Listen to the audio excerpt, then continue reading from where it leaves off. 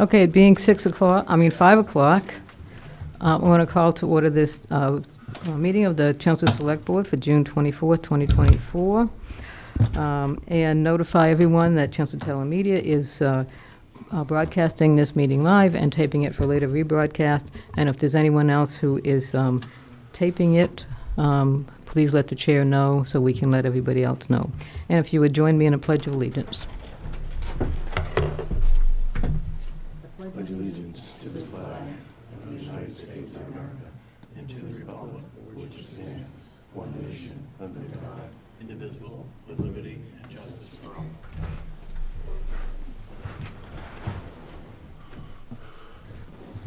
Thank you. Okay, so we'll start out with public service announcements, Erin? So first we have an announcement about the Town of Chelmsford 2024 Independence Day program. On Wednesday, July 3rd, there will be an art festival at the Center for the Arts from 3 to 9, and the country fair is going on from 5 to 9 on the Common. There is the kiddie train rides from 5 to 8, and there is a band concert from 7 to 8:30. And on Thursday, the 4th, we have the country fair at 8 a.m. on the Common. There will be a flag raising also on the Common at 8:30. And from 8:30 to 1, there's an art festival put on by the Chelmsford Art Society. 9:30 a.m., there is the annual John Carson 2-mile road race. And the annual Independence Day parade starts at 10 a.m. Very exciting. Next, we have a public notice from the Town of Chelmsford regarding Fall 2024 Annual Town Meeting. The Town of Chelmsford will convene the 2024 Fall Town Meeting on Monday, October 21st, 2024. Articles to be included on the warrant must be submitted to the office of the Town Manager at 50 Billerica Road prior to 4 p.m. on Monday, August 5th, 2024. Petitioned articles must carry the signatures of at least 10 voters. For more information, please contact the Town Manager's office at 978-250-5202.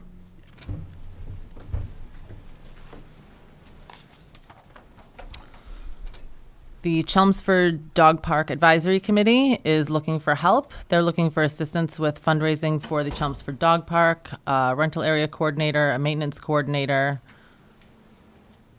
For more information or to get involved in other ways, please email or call a committee member or come meet the committee at the dog park at their public open session on July 17th between 6 to 8 p.m.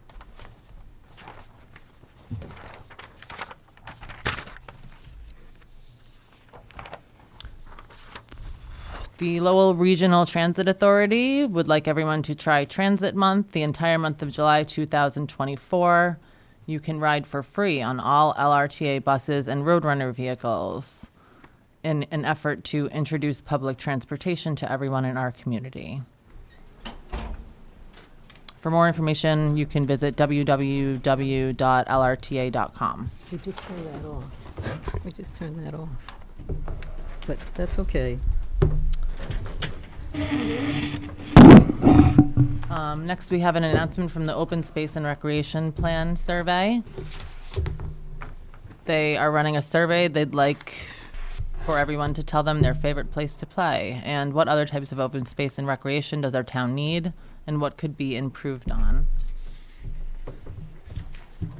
I have a QR code here, but no website. I think you can probably find more information on the town website.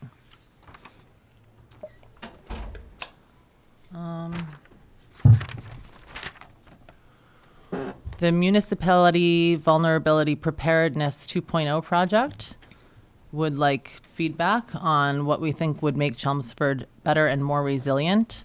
Survey responses are being collected until July 12th. Again, I have a QR code. It's tinyurl.com though, so you should be able to find something there. That's it. Okay, thank you. And we'll go next to committee vacancies.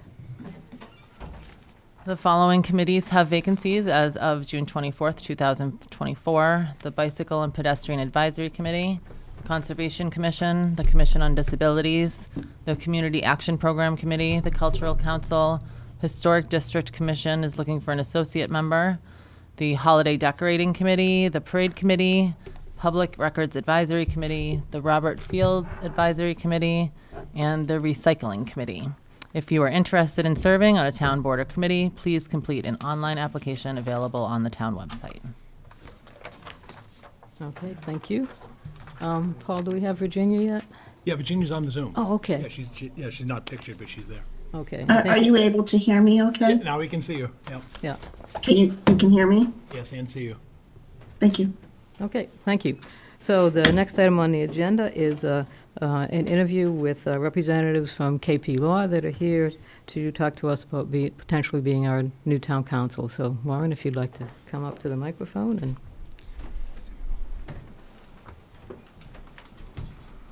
tell us what you can do for us. Well, Madam Chair and members of the board, we're excited to be before you. As you know, we have been town council in the past and have very much enjoyed working with the town. We have continued to have involvement with the town through special counsel work.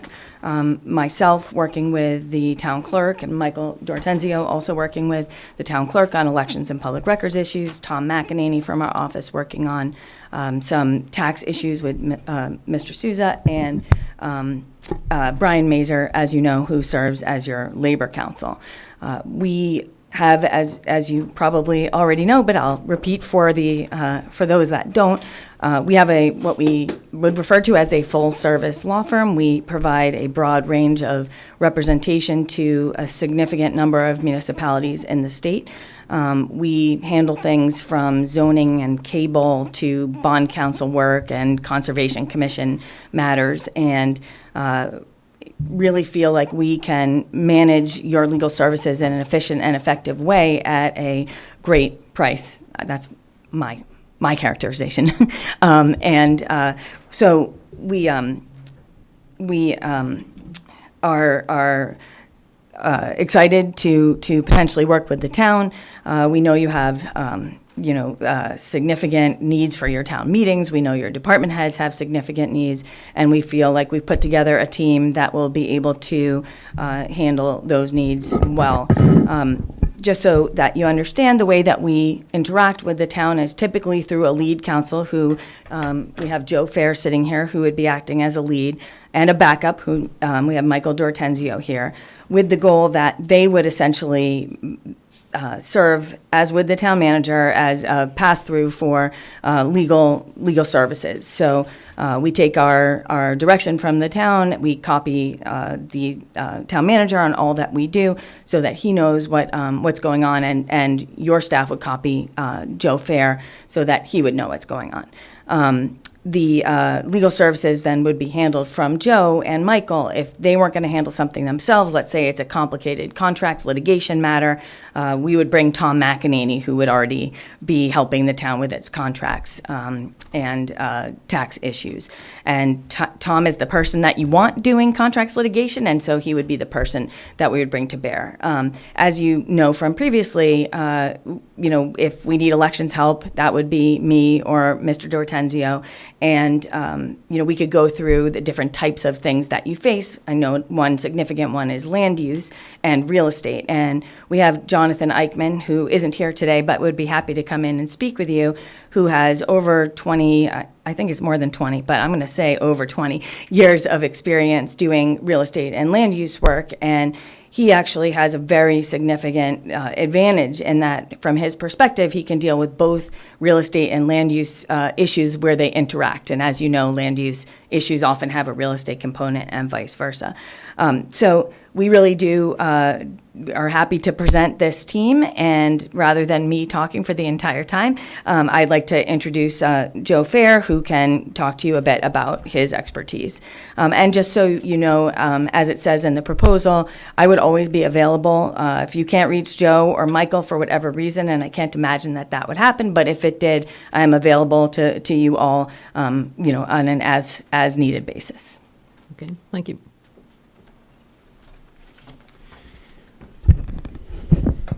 Thank you, Lauren, and thank you, members of the board, for inviting us here today. I've had the pleasure of meeting most of you, with the exception of Mr. Maloney, so it's a pleasure to meet you tonight, sir. As you know, one of the things that we pride ourselves on is having responsive, communication. So with respect to the board members that are currently here, I think that's something I've done quite well in representing the town in the limited capacity that I have thus far, is being able to address some of the more general municipal issues that have come up, as well as some of the labor issues, but primarily more recently in the area of dealing with open meeting law issues and minutes and public records and things like that. So, that is an area, in addition to my labor and employment expertise, and Brian Mazur would continue on as labor counsel. I certainly could serve as a backup to him, given my area there. But I also serve as the primary contact in several other communities in Massachusetts. Part of my job as the primary is, as Lauren said, to serve as the gatekeeper. So we're in primary communication with the town manager or potentially members of the board directly, as your policy allows for. And, my job is to essentially triage, look at what matters you have before you, what needs immediate attention. In many cases, on the general municipal side, I'll be able to handle them myself directly. Otherwise, my job is to, as Lauren said, push that out to the specialists that are on the team, keep track of timelines, keep track of what the requests are, and sort of help to not only make sure that you're getting timely responses back, because that's important, it's obviously critical in many cases, but also just to make sure that I'm aware of everything that's going on, so that where matters come up, or if there's an issue that arises, I'm in the loop, so I can keep you all in the loop. I've been with KP Law for over 20 years now. This is an area that I've been practicing in for the better part of my career. So I have quite a depth of experience in handling not only just the labor and employment side, but also the general municipal matters. So I appreciate the opportunity. Certainly look forward to working with you if the board will so have it. I think we'd like to have Michael just give a little bit of a insight into his background and experience, if that would be okay with the board, if time permits. Sure. Thank you very much, Joe and Lauren, and good evening, members of the board, Mr. Manager. It's a pleasure to be here in Chelmsford. I've really enjoyed working with your town clerk's office, your police department, in assisting with public records and elections over the past few months. Excellent staff that you have there.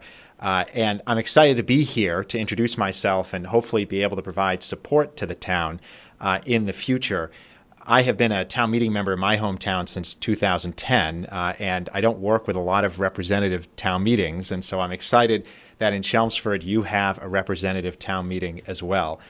It certainly is different than the open town meeting. You get to know the culture, the flavor, the people. It very much has a particular way to it, and so that's something in particular that I'm excited about. The other thing I want to build on what Joe and Lauren said is that all of us at KP are sort of municipal nerds. I mean, we might not want to admit that on a recorded Zoom, but that is generally what we are. And so all of us in our hometowns have served over time in one capacity or another. I'm on my Parks Board right now. I know folks down the hall have been selectmen, school committee members, members of the boards of registrars, whatever it may be. And so all of us do this, of course, as our vocation, but we also do this as an avocation. Because we really enjoy this work. We have tremendous respect for your hard-working municipal employees, and it'd really be a privilege for us to continue to do that in a more full-service way in Chelmsford. And I know you have a number of projects coming up. You've got the fire station you're talking about next, the Parker Middle School project that's coming up. So there's a lot on the docket, and we are ready and able to help you with those next year, the year after, and hopefully the years ahead. So I know on behalf of Lauren and Joe, we really appreciate you having us. And I'd say we're happy to answer any questions as well if Madam Chairwoman, Mr. Manager, members of the board, you have any. Thank you for having us. Okay, well, I have one question. I don't know who's best to answer it. And since you're all municipal nerds, I probably could be any of the three. Who would be our primary contact when it would come to town meeting? Who would be there on nights of town meeting to answer questions, legal questions that come up? So Joe would be the primary contact. I know Lauren's available to attend as well if her schedule permits. And so, as we get each town meeting scheduled, we can figure out who is available and who the town needs to have. Okay. Would you like to add anything further, Lauren? Madam Chair, thank you. Members of the board, as you know, I have been to many of your town meetings in the past. I very much like working with the moderator. Town meeting is its own entity, as Michael referred to, and we typically try to have the primary person, who would be Joe, attend those meetings. However, as you know, John was your primary in the past, John Giorgio, and I attended plenty of meetings. Joe and I work very closely together in several towns, and so we will make it work so that one of us is there regardless of what other commitments we might have. Okay, thank you. All right, so Virginia, do you have any questions? Yes, thank you, Pat. My first question is, we have, in the last few years, when we are working on, say, negotiations with the town manager or other matters that come up with the town manager, we've had a special counsel assigned to help insulate that process from the day-to-day operations with the town manager from the law firm, which may in this case be you. So if that need arises again, do you have someone available who could serve as an independent counsel to the select board when it comes to labor matters with the town manager? Madam Chair, through you.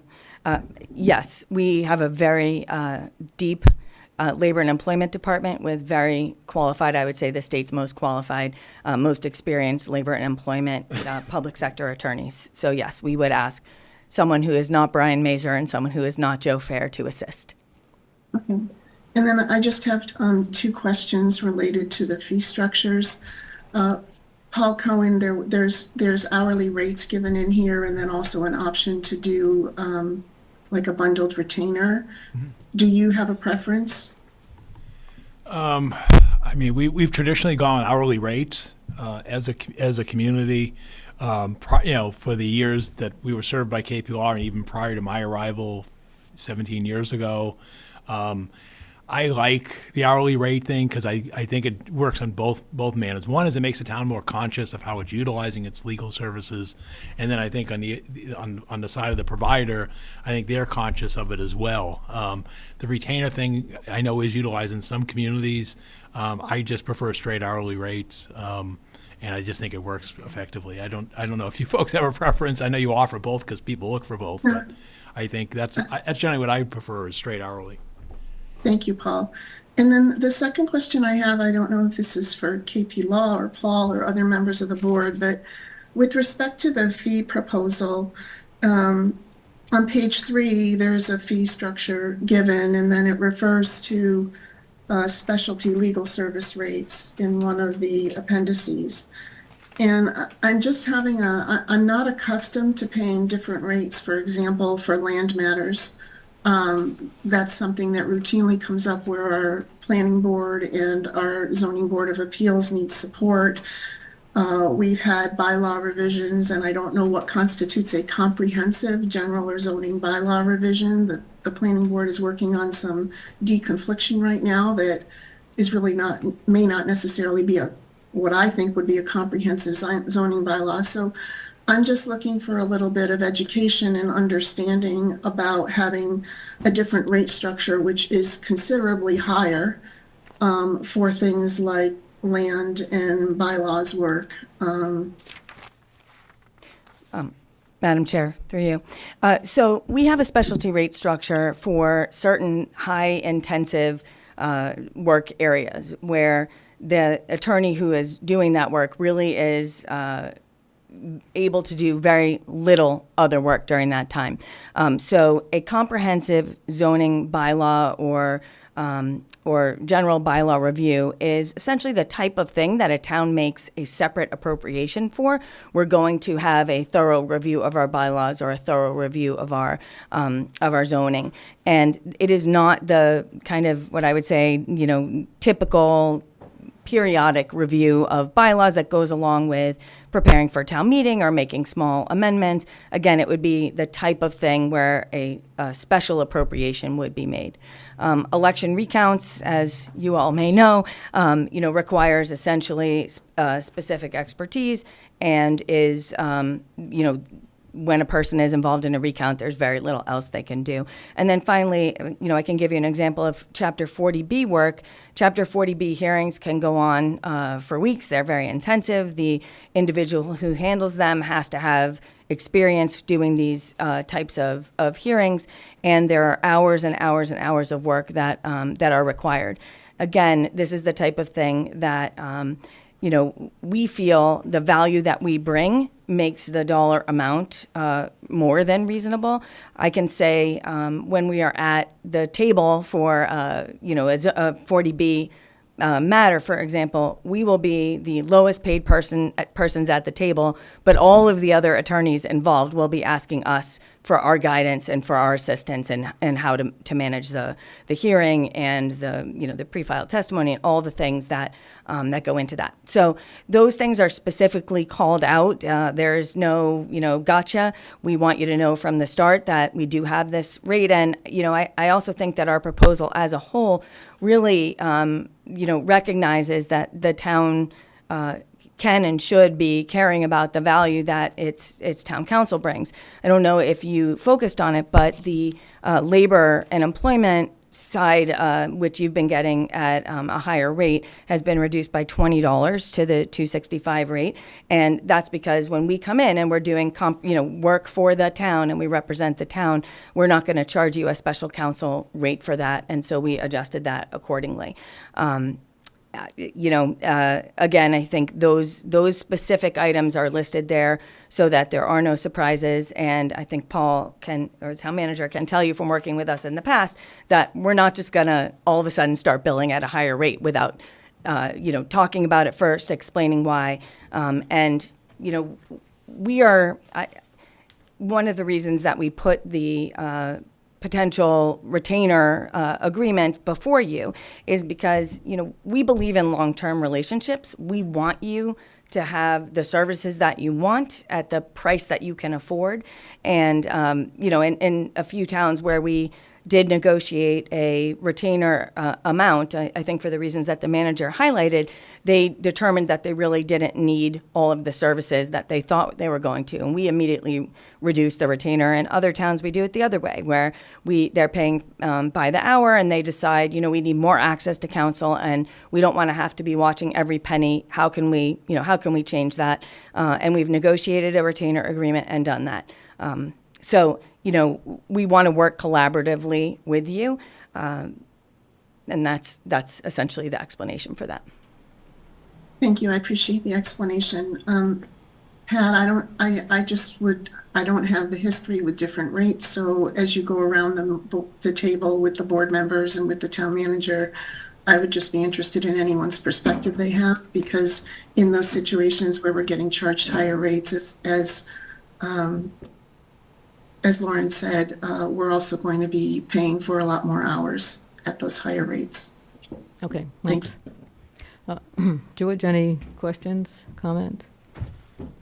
No, actually, I haven't given that much thought now, but, it makes a little bit of sense.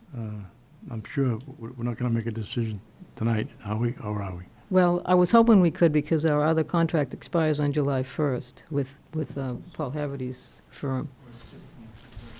Well, I'm sure that, we could start out one way maybe, and then if there's a... Right, we could do that. I guess, we can always make an adjustment if both sides are amicable to it, you know what I mean? So I'll go along with the majority, but, Virginia makes some good points, and, we're trying to save money, and it's going to be a tough year, so Right. every nickel we can save, I guess, is good, but I hadn't had an opportunity to think of it that way, so I'll go along with whatever everybody else thinks, and I'm sure that if we're not comfortable, that, we can make an adjustment. Right, I'm sure that's absolutely doable, yeah. Okay, Pat? I'm fine with the hourly fee, as Paul described. I think it's something that if we're diligent in our efforts, which we are, we can figure out if we need to change along the way. So I think that's a good way to start out. It's a better way to track it, as far as I'm concerned. Lauren, who's the principals these days? You're the president now? Correct, yes, and I should have started off with that, Madam Chair. I'm the president of KP Law. I've been the president since 2013. We have a 5-member management committee, and we have 23 shareholders or 23 owners out of our 45 attorneys. As you can see, nearly half or a little less than half of the attorneys at the firm have skin in the game.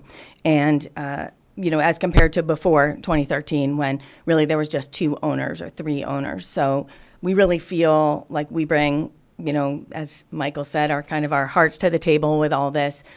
We really care about how municipalities fare, and I think with response to the prior comment about cost, one of the things that I think we really provide that's a bit different than a person who mostly practices in by themselves in the municipal context. I mean, we have seen a lot, we have heard a lot. One of the things that makes us really special as compared to any of the other firms that do this kind of work is that we have clients all over the state. So just like the MMA, they're aware of trends, they have ideas about things that might work better, they see implications for things like, the MBTA zoning, short-term rental stuff.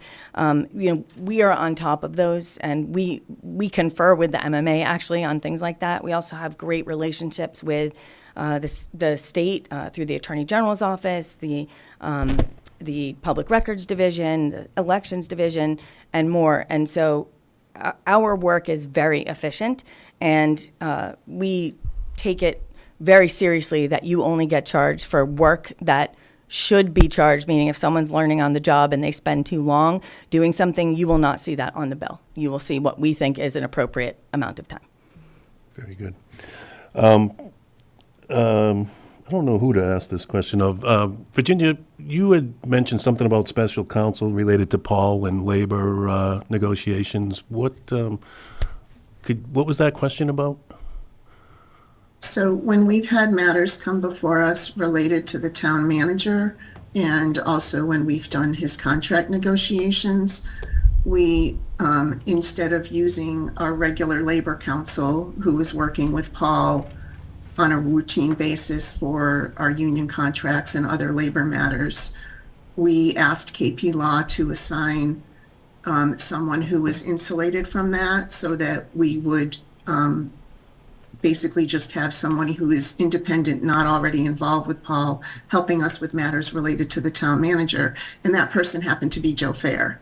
And I think so we had Joe Fair help us with Paul's contract and with other matters that came before us, instead of having Brian Mazur, who's working on a routine basis with Paul, do that. And it just provided a little bit of insulation and assured, impartiality and things like that. And I'm not saying that to imply that Brian would be impartial, but it was a decision that the board at the time made, and we were very comfortable with that arrangement, and having the independent counsel from Joe Fair instead of from our regular labor attorney when we had to deal with matters related to the town manager. That's all.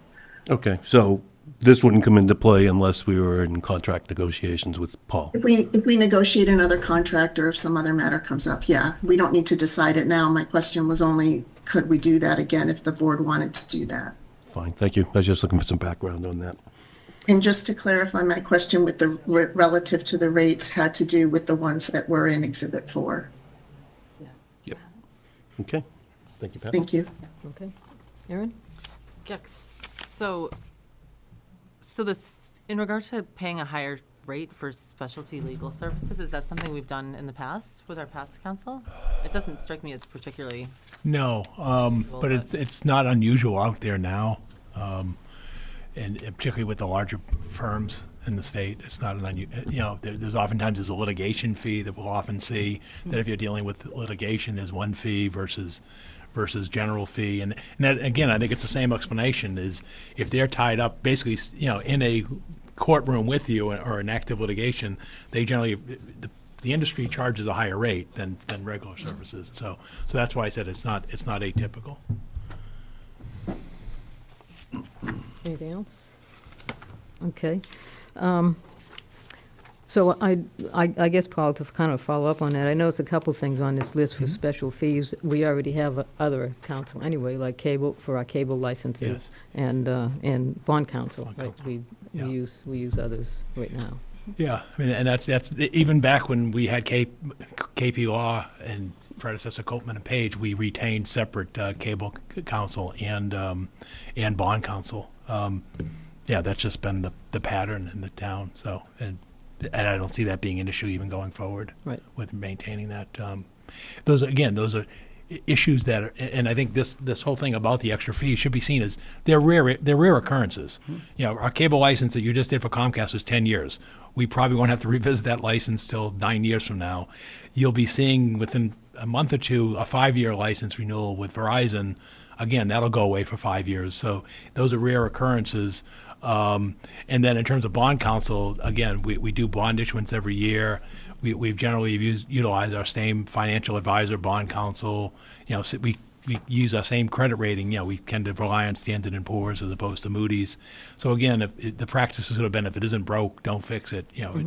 It's a cycle that's worked well. So, I think one thing to point out to the board is we do not have an exceptional legal caseload. Even prior when they were representing the town and even to current, we're sort of in a bit of an anomaly right now with 40B projects, as you know. But again, once we cross that 10% threshold again, you're likely not going to see the volume or activity. Because think about it, when was the last time prior to the new census data that we saw a 40B project? It was years. Right. And so again, I just would point out, that those type of occurrences, and fortunately, we've only had one election recount in recent times as well. Right. Fortunately. So again, I think, as was noted, those were extraordinary circumstances, but they do require a concentration of effort that is, again, seen in the industry with the major firms. Okay, thank you. So, Laura, Pat, may I ask a follow-up clarification question? sure. So, Paul, from what you're saying, it sounds like you're comfortable with the rates. Yes. Okay, and just again, for my own understanding, if an attorney is asked to come support a matter at the planning board or at the zoning board of appeals, does that constitute specialty legal service rates, or is that a different rate? Madam Chair, if I may, that's just hourly legal services. These are for Okay. extraordinary. And That's where my misunderstanding came in. Yeah. Thank you very much. Yes, we have a blended rate, which means you pay one rate for everything except for this very limited list. And again, it's because of the intensity of the work that's required and the expertise that's required. All of your other work is charged at the single hourly rate, and we proposed at $245. Okay. And I wonder if you could talk too about some of the added value. I think you referred to it with me at one point that your firm provides to the town. Yeah, certainly, Madam Chair. So I would just repeat that one of the things that really makes us special and really makes us, I think, an extraordinary value, brings extraordinary value to the town, is the fact that we have this statewide presence and we're able to predict rates. Not rates. We're able to predict trends and look at the way that different things are happening all over the state. In addition, we very intentionally have factored into our provision of legal services a whole series of training programs, of which you're automatically entitled to 2, and they're at no cost to the town. But I have to admit, we do far more than 2 in some municipalities, and as of yet, in all the years I've been doing this, I have never charged a municipality for doing one. We really think that helps, number one, everybody kind of hear the same thing at the same time, and 2, we believe in preventative legal action, preventative action, so you don't wind up with a lawsuit. And we really think that our seminar program helps with that. Another thing that we do is we have these subject matter cards, which really summarize the law and the steps that need to be taken in key areas. And finally, we do what we call e-updates, which are memoranda, timely memoranda on, topics of the moment that we think our clients need to know about. And those go out through a listserv, and it could be 2 a month, it could be 5 a month. It's really kind of what happens in the world. So with the Barron v. Calenda case, the Southborough public participation case, we sent out something on that. We sent out information on the, during COVID on anything and everything that was asked. We sent out, we did the research and posted, and we have the ability to do that research about new cases, new laws, new regulations. The CCC, the Cannabis Control Commission, I know that's not an issue here, but they have decisions and regulations and things happening on a regular basis, and we follow along and track that. We also look at all of the new legislation, again, to look at trends, but also because these special acts can have significant impacts for our other clients. So, for example, with licensing through special acts, there's a particular way that the current committee at the legislature likes these bills to be written. So that's something that we keep an eye on, and we, integrate into the legal services that we provide. Okay, thank you. You want to touch upon what you haven't mentioned is the class action work, such as the opioid and the PFAS. So Yes. Oh, thank you. That might be helpful. Yes. So we don't work on a commission. We don't get a portion of proceeds of cases that we win for cities and towns. And so we were very moved by the work that the attorneys were doing, all over the country in the opioid crisis, and we were invited to participate. We, notified and helped our clients get through the process. As you know, the Attorney General jumped in at the last minute, but every single city and town wound up benefiting from the work that we did.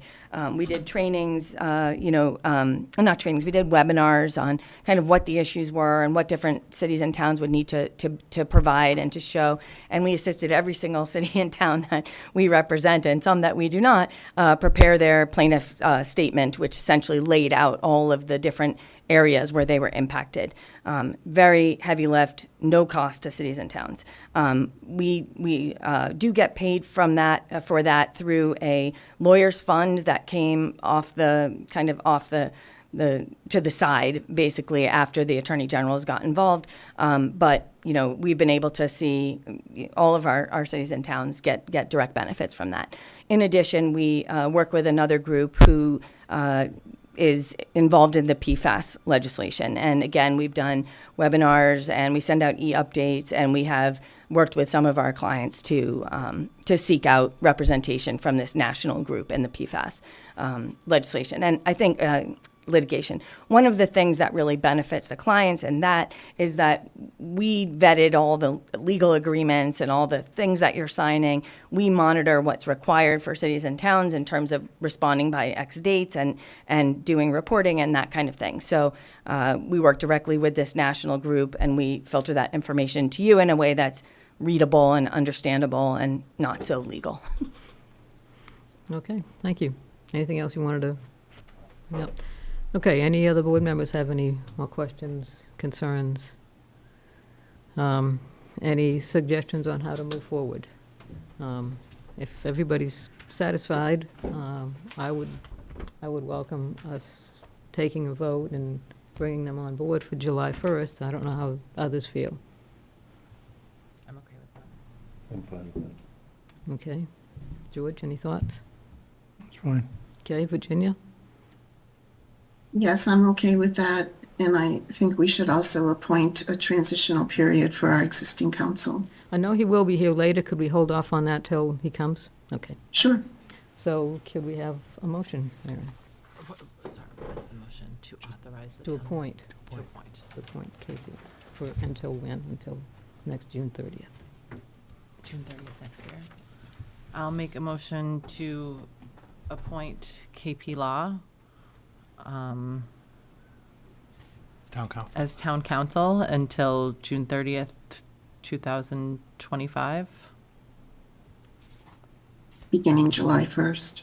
beginning July 1st, 2024. Thank you. Second? Okay, we have a motion and a second. Any further discussion on, I have to You do a do a roll roll call call, since 'cause she's remote. Virginia's Yep. remote. So Virginia, Aye. George, Aye. Pat, Aye. Aaron. Aye. And I'm an aye, 5-0. So, thank you for coming. Well, thank you. We very much appreciate this, and we look forward to working with you, and we will wait for your direction. Okay, Thank thanks you very again. much. Thanks. Thank you.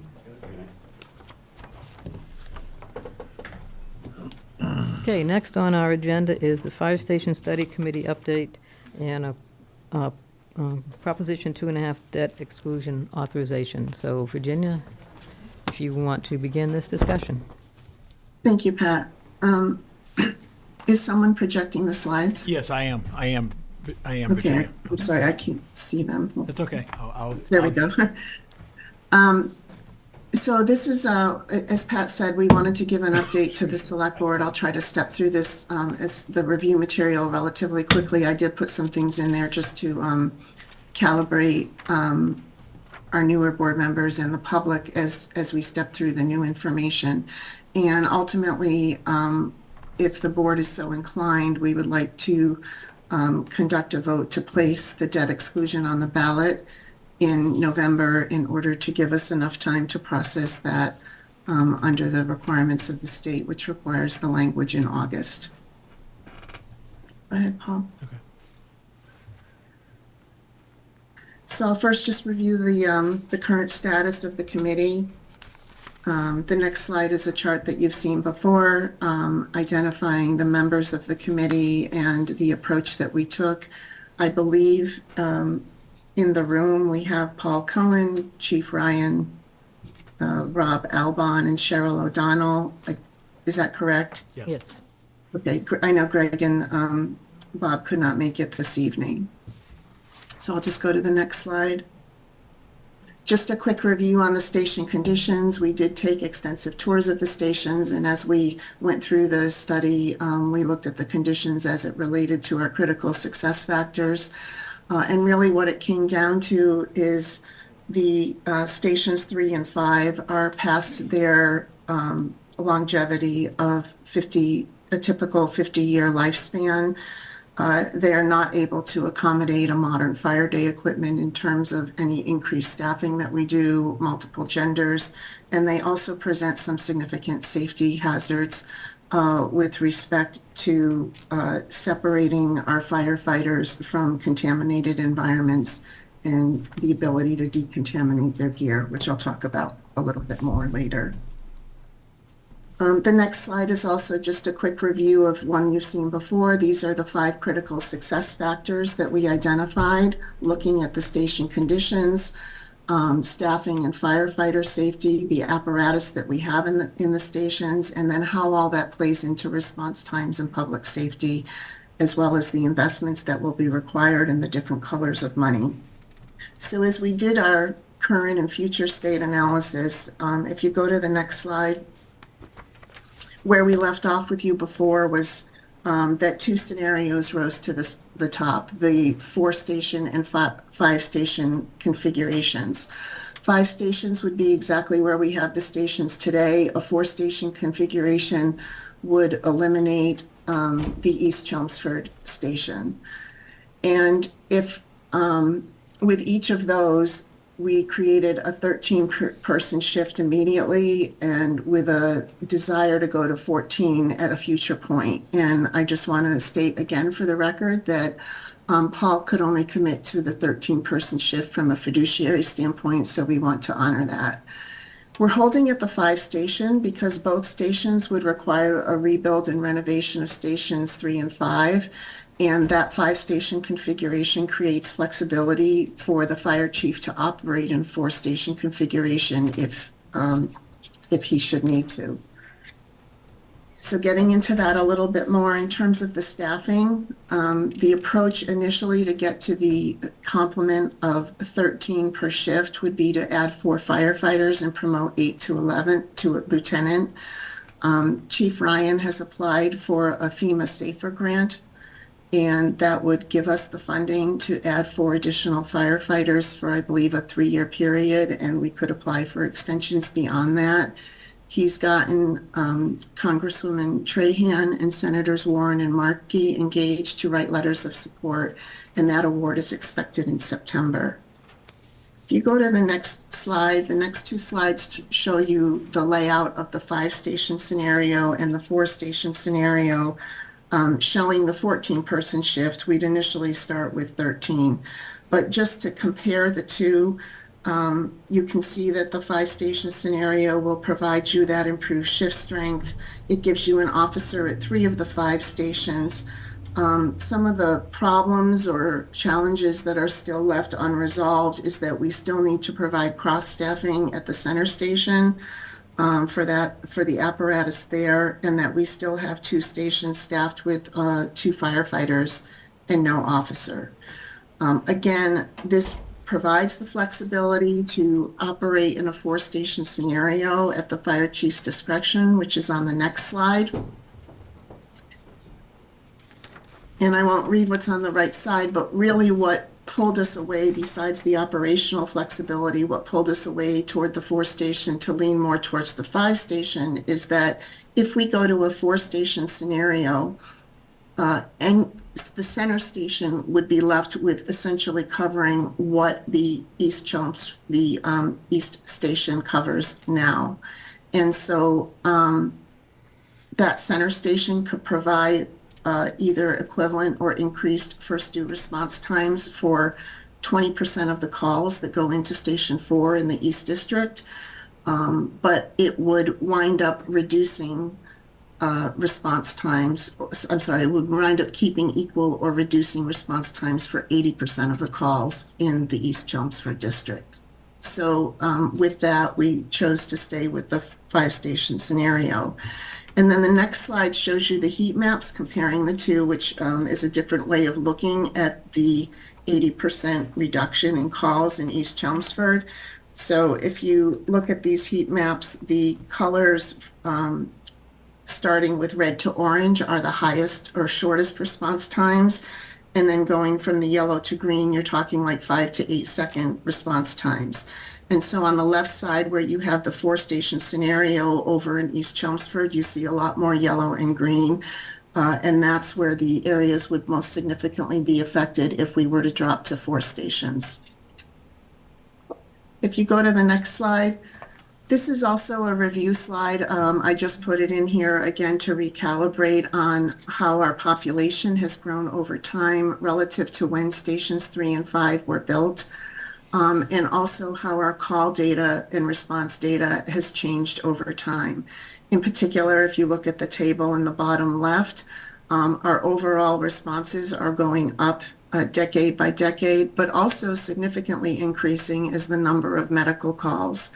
And then on the right side, we have other factors coming on board in terms of our group homes and senior housing, the UMass West development. We've got a number of affordable housing proposals, the MBTA zoning mandates, and some of the migrant and homeless housing mandates. The other thing I would point out at the bottom of the green table is that our personnel per shift is the same today as it was 25 years ago. And we have no lieutenants as officers on the scene right now. So if you go to the next slide, Paul, these are a couple slides showing considerations we gave to response time. And the first is preserving an acceptable second due response time. And I don't know if you recall, but when we briefed you in December, this was the reason why we eliminated the 3-station scenario, because we did not have an acceptable second due response time. The first due company is responsible for victim safety, getting people out of the house and conducting immediate fire suppression. But if the water expended on the truck is expended at its maximum flow rate, they only have enough water to last for 3 minutes. And so the second due company needs to arrive in time to provide water on scene beyond that 3 minutes. The second consideration that I'd like to talk about with respect to response times involves the stages of a fire. And these are detailed in a supplement that was attached to the agenda. But essentially, the fire will progress from an incipient stage up through growth and fully developed to a decay stage. And there's a point I'll mention between the growth and fully developed stage where the flashpoint temperatures can reach over 1,000 degrees Fahrenheit, and the building becomes uninhabitable, meaning even the firefighters cannot go inside the building. And some of the factors that are changing over time, it used to be with old building construction, people had, upwards of 15 minutes or more to get out of a house. Today, considering building materials, how the space in homes, and some of the new interior materials with furnishings, the fire spreads quickly enough that people really need to get out within 3 minutes of the fire. If you go to the next slide, this just is a description of what's in the white paper. The incipient stage is when the fire first starts, and this can typically be handled with a small handheld fire extinguisher. In the growth stage, that's typically when someone has called 911 for help. The fire is increasing in size and intensity, and it is typically something that can be addressed by the firefighters. Again, as you go from growth to fully developed, there is that flash point where the structure becomes uninhabitable. In the fully developed stage, this is the longest stage where the fire is running its hottest, and it provides the greatest danger in terms of both heat and structural collapse. And then you have the decay stage where the property is completely lost, and there's possibility of more backdraft or smoldering. On the next slide, there's 4 scenario papers attached to your agenda, but what we wanted to just give the public and the board a sense for some of the more common emergency response scenarios that firefighters take, namely a structure fire, a medical emergency, a motor vehicle accident, or a mutual aid request. And these basically have combinations of considerations in terms of who arrives and how soon they arrive, what kinds of equipment and supplies arrive on scene, and whether we have, officers and chains of command on scene to effectively run the operations. But ultimately, it comes down to, without adequate response times, we're really risking death over life, and we're risking loss of property over preservation of property. And there's a note there on the NFPA 1710 response time. The response times standards that we looked at are based on scientific data from the NFPA. I'd like to transition now to the station 3 and 5. Oops, I'm sorry, I missed that. The OSHA slide. This was another major consideration in terms of new standards that are coming out from OSHA. In February, OSHA announced that it is its intent to replace the fire brigade standard, which was established back in 1980, with an updated emergency response standard. And you can see down the left side the different topic areas in that standard. There's a white paper attached to your packet. But with respect to facility safety, we're at a high risk right now of not meeting these new standards when it comes to risk mitigation relative to carbon monoxide and risk mitigation relative to first responders' exposure to and living within contamination and sleeping in and living areas. So this is really an important thing to address from a requirement standpoint and from the standpoint of the safety of our firefighters. If we go next to the Station 3 and 5 renovation builds, this data is all taken from the Weston and Sampson report that was part of your packet. The next slide shows the proposed layout for Station 3, where we would be doing a combination of renovation and also expanding the station. The gray area in the upper right there is the existing apparatus bay, and the yellow area is where we would build out more space and adequate living conditions for those firefighters. And specifically, if you go into the next slide with the floor plan, You can see the existing apparatus bay in the gray, and then the rectangle to the right is equivalent to that yellow rectangle on the satellite view.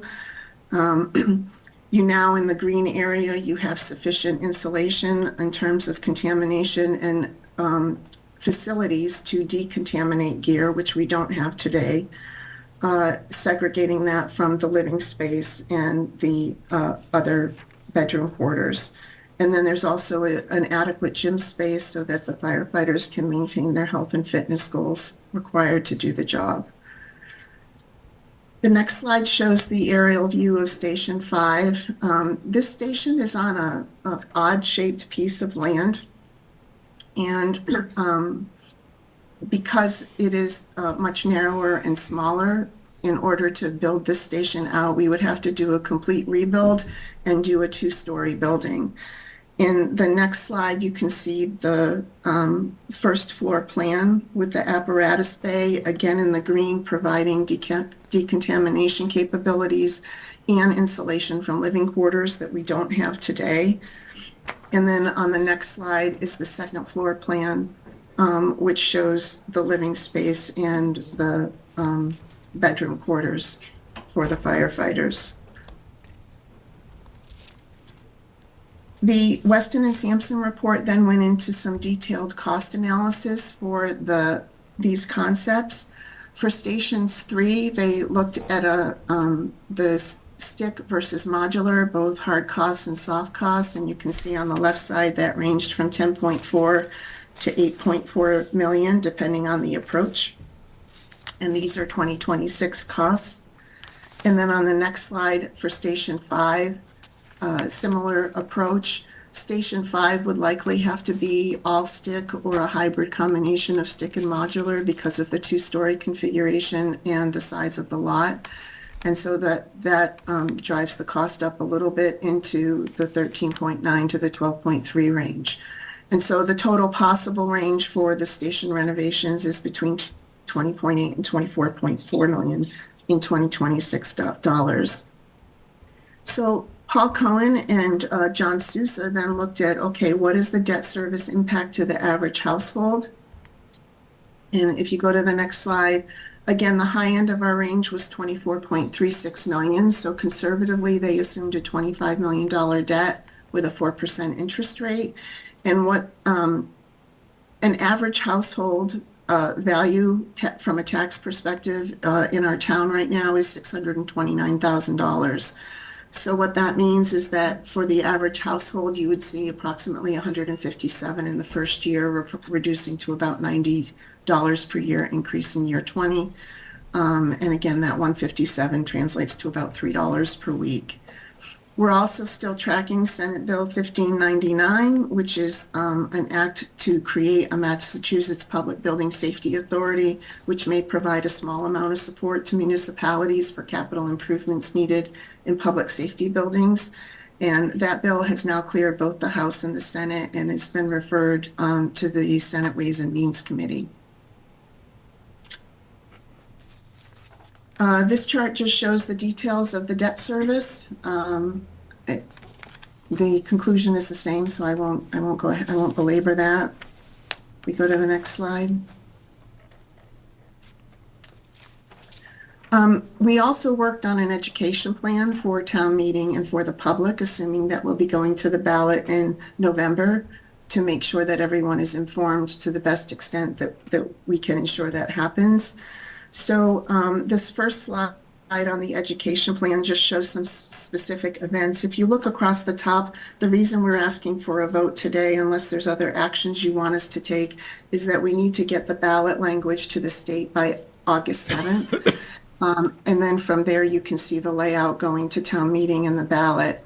So we will, the fire department has a space at the July 3rd Country Fair, and the committee worked on a flyer, which Greg had printed.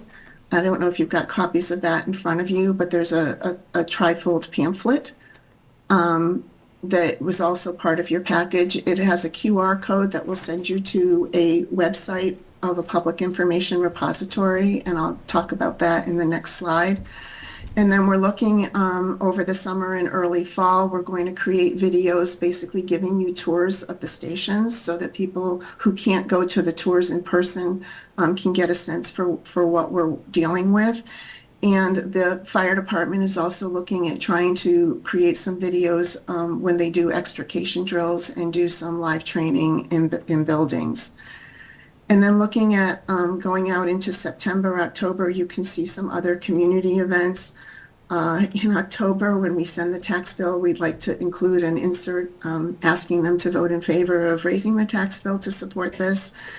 And then we're going to give fire station tours in early October in advance of town meeting and the vote, and also provide some other forums for education. Well, in terms of social media, we will also try to do that, but we're going to do it through the Chelmsford Fire Department page. We're not going to create a separate initiative on social media for this. The second slide is the public information repository, and this is just an outline of what is going into it. I want to thank Ted Lutter. Ted's in the process of working with me and some other committee members to get much of this information populated right now so that we can go live with what we have by July 3rd. And then as we get video tours and things like videos and other information established, we'll put that on the website. The other thing I'll point out is the second item in the left column called Calculator for My Home. Manager Cohen, Chief Ryan, and Finance Director Souza are working with Ted to put a calculator on the website where you could put in, the way it worked in Westford was you put in your address and it tells you what your approximate tax increase will be. So with that, we'll take any questions, and I also invite Chief Ryan or Paul or anyone else in the room, if I left anything out or misspoke, to please join in.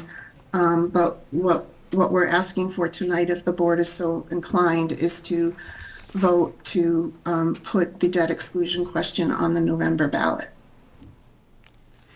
Okay, does anyone have any questions about this presentation? Aaron? No? Pat? George? Anything right now? So Paul or Chief Ryan or Mr. Albin? Anyone else back there that's on the committee, if you have anything you'd like to add, now's your chance. Okay. Any thoughts then about the vote to put a debt exclusion on the November ballot? We can do that today, or we can hold till our next meeting if there's any other information anybody needs. Does this still require a vote of town meeting? Yeah, it would require a 2/3 vote at town meeting to approve the debt issuance, and then you would need a majority vote at the November election for the debt exclusion. And as noted there, in order for this to get placed on the ballot, then there needs to be a 2/3 vote of the select board. That's always rounded up, so if you've got 5 members, 2/3 is not 3, it's 4. So this is the initial step, that process.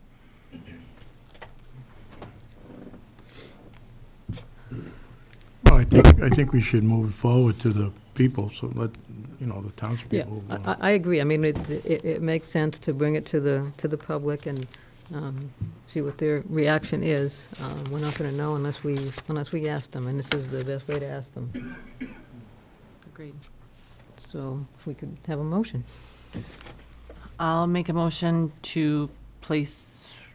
This is the. Aaron, you Right, have it's to right on, use it's right there on language. the Use screen, is the language of the Can you read motion. it? Here, you want this? Thank you. Right there.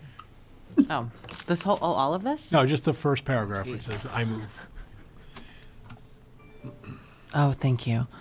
I move that in accordance with the provisions of Massachusetts General Laws, Chapter 59, Section 21C, that the Select Board notify the Secretary of the Commonwealth prior to the August 7th deadline of the following Proposition 2.5 debt exclusion petition to be placed on the November 5th, 2024 state election ballot. Second.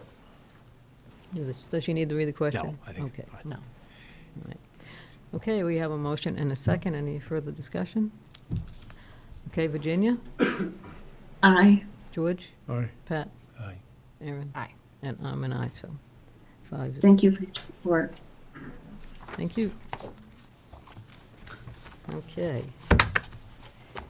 Paul Haverty is in the room now, so we,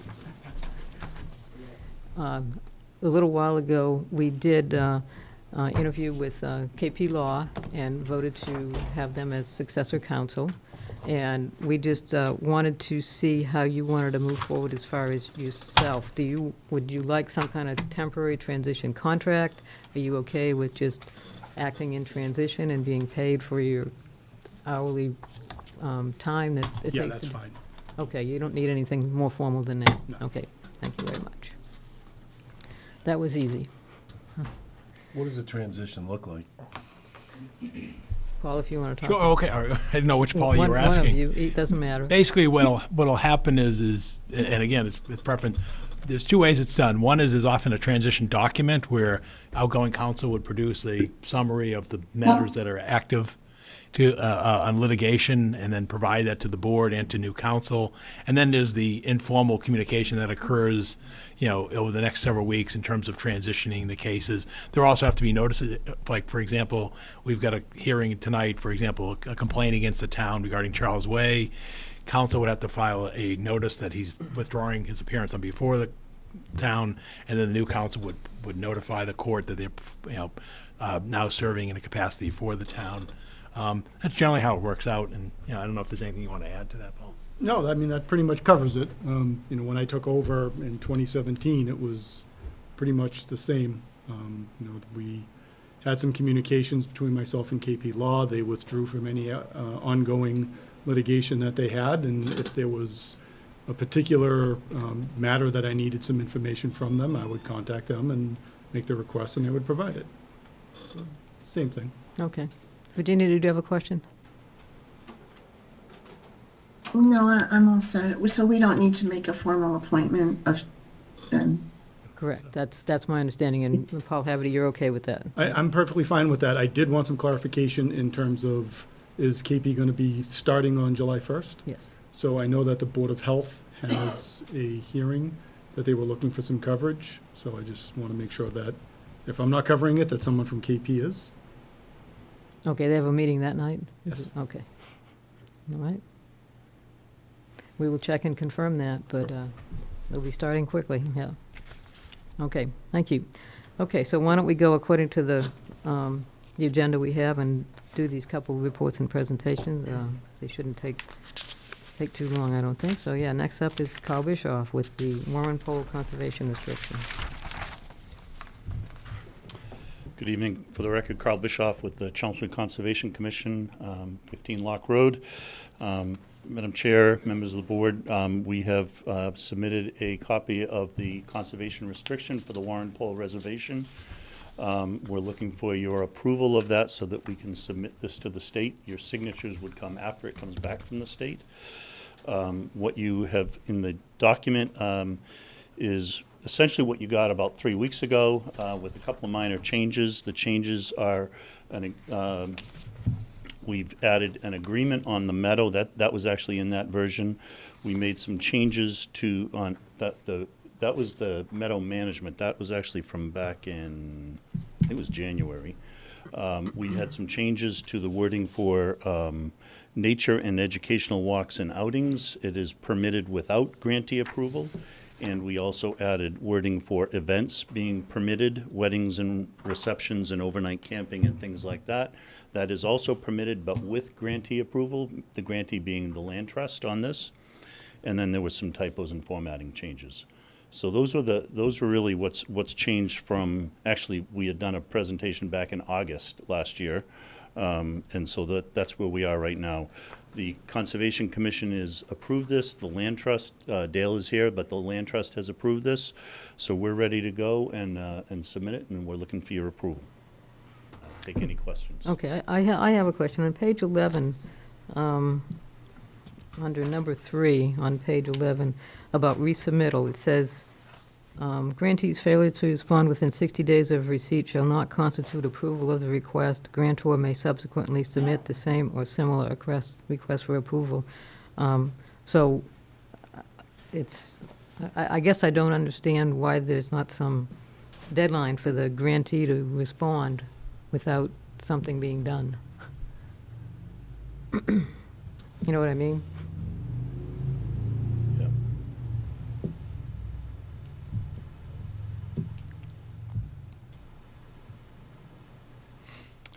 All I can say is this is what's in the state template. Okay. Yeah, we're following what they put in there. All right, Paul, do you see where the, I see what you're referring to. I don't have an explanation for it. I Okay. don't have a good explanation other than we went with the template. okay. It's odd because the paragraph before that does require that they respond. Yeah, but then this one says, not really. At least that's the way I read it. They don't really have to respond. So, We'll take a look at that and see if there's anything, but this is what we got out of the template. okay, It's what's Right. passed muster in many other places. okay. So, Virginia, you have any questions? Any other questions about it? No, I assume council has reviewed this, Paul? Yes. Paul Coleman? Yes, yes. Chris Alphen. Chris Alphen. Chris Alphen did, Yes. yes, from my office. Thank you. George, any I questions? just want to say thank you to the Land Trust and Concom for working this. Oh, I actually did have one question. At what point do we bring this forward to change? It says the grantor is the select board, but really, I think in the end game, we want the Conservation Commission to have responsibility for the property. No, the town meeting vote authorized the select board to issue the preservation restriction, conservation restriction. What would happen after this, and probably as soon as fall town meeting, if it's approved, or even if not, then the town meeting would vote by a 2/3 vote to transfer the care, custody, and control formally from the select board to the Conservation Commission. Thank you. Okay. George, any questions? Oh, thank you. You all set, Pat? Yeah, my only question was council, and it's been reviewed. So. Okay, Aaron? Okay, Carl, yeah, it looks pretty complete except for that one paragraph. I did have some typos. Can I just send them to you to, More? yeah. Okay. They're Fix the ones minor. you sent last time. Yeah, I noticed that, you did. I know of one that I've already fixed that's, I saw yesterday or this morning, so. Mm-hmm. Is it another, you sent them to me, but Okay. if they're typos, Yeah. we're gonna go they're through it just- one more time They're for just typos, and yeah, there's not That's gonna fine. change the meaning of anything as far as I can see. Okay, so if we don't have any other questions, we can take a motion. I will make a motion to approve the grant of conservation restriction. The Warren. submittal to the Commonwealth because it's going to come back to you for formal approval afterwards. I'll make a motion to submit to the Commonwealth the grant of conservation restriction for the Warren Pole Conservation as presented. Second? Okay, a motion and a second. Any other discussion? If not, Virginia? Aye. George? Aye. Pat? Aye. Aaron? Aye. And I'm an aye. Okay, thank you very much. Thank you very much. Thank I'd you. be glad to get that one out of the email. Okay, and DPW Director Christine Clancy is going to give us an ARPA update. Good evening. I'll just wait to. So this is the monthly ARPA review. Since last month, we are reflecting on the spreadsheet. I'll wait to. All right, thank you. So since last month, we update this monthly, and so we have 61 ARPA projects. Of that, so 9.97 funds have been allocated to the 61 projects, which currently leaves a balance of about $610,000 of unallocated funds. We also track the amount of project funds that have been procured and then amount spent. So 93% of all the projects that have been allocated have been procured, and of that, 66% have been invoiced or spent. A reminder, we have till the end of this calendar year, December 2024, to allocate the remainder of the funds, which right now is estimated at $610,839, and we have to December 2026 to spend all the funds. As far as updates, I think this summer, the projects in blue are all complete. The projects in green are projects that are underway in terms of they've been procured, but they just need to be installed or completed. So a lot of, especially these RTUs, a lot of that should occur this summer. I guess we still have some projects that we're highlighting in red, 14, 17, 18, 19, 20 on the spreadsheet. And this is all the testing and balancing projects. We just haven't prioritized them over some of the other time-sensitive school or other town projects, but that's something on our plate for this summer to procure. And then moving further down, a lot of the projects, the watershed assessment, the drainage projects, those have all been procured, so a lot of that work is also occurring this summer. A little more up, and then projects 57, 58, 59, we're working on procurement this summer for those. We're just about to put out the number 60, the oil water separator installation project.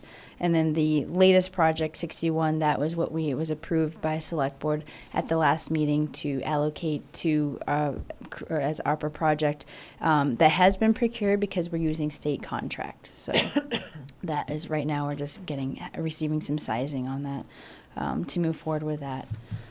So I don't know if there's any particular questions for particular projects. I think we had talked last month about at some point looking at the $610,000 and see how we want to allocate it. My recommendation is I think August would be a really good time. I think July might be a little too soon, but there's going to be a lot of work that's occurring the next couple months. So that's something that I can still provide an update in July, but I think August will have more substantial updates in terms of procurement and also in terms of installation of work completed. Okay, thank you. Thank you. So, Virginia, any questions? No, I have none. Thank you very much. Okay, George, any questions? So, Yeah. Aaron? Okay. Thank you. That was easy. you. Thank you. Okay, so you'll notice that our meeting is a little bit out of order than it has been before. So right now, we're at our public input section. Is that you here for public input? No, I didn't think so. Let's follow that.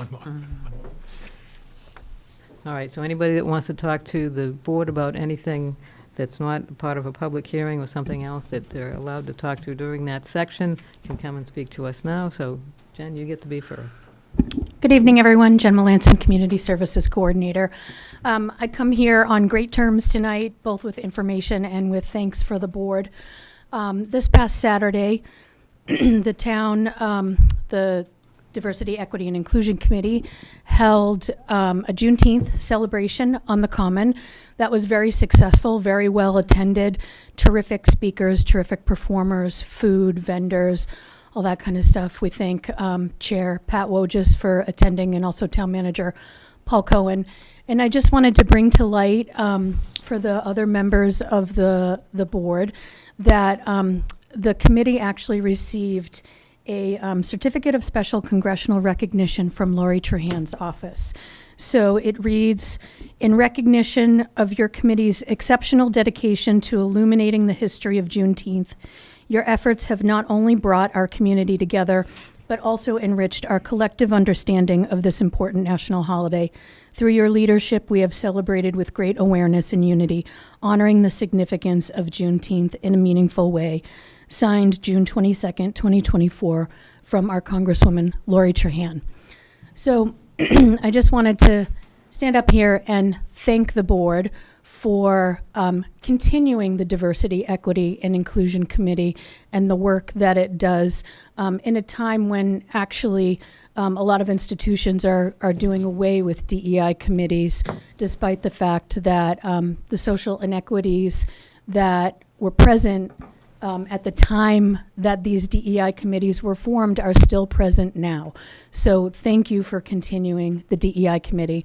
I also want to personally thank you for appointing me to the DEI committee. It's made a tremendous impact on my work as the community services coordinator here. As you all know, I'm a Department of One with an occasional intern. And you know, by being a part of the committee, it means that that I have a really great working relationship with the committee, and it means that I have 8 other members who are able to help in the work that I do in providing services to the community. So thank you for that, and I know that you have a couple of appointments on the agenda later, so we're glad to see the committee still going strong. And I have a copy of this this commendation from Lori Trahan for all of you. And I know Virginia's on Zoom, so I'll leave her copy with the town manager. Thank So you. if you wanted to have the town do a proclamation for this next year, let us know ahead of time. We'd be glad to do that. Yeah, we'll definitely do that. Thank you. Thank you. Thanks.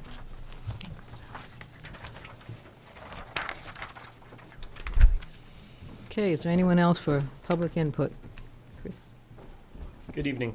Chris Lavalley. I'm the Vice Chair of the Planning Board and also Precinct 10 Town Meeting Rep.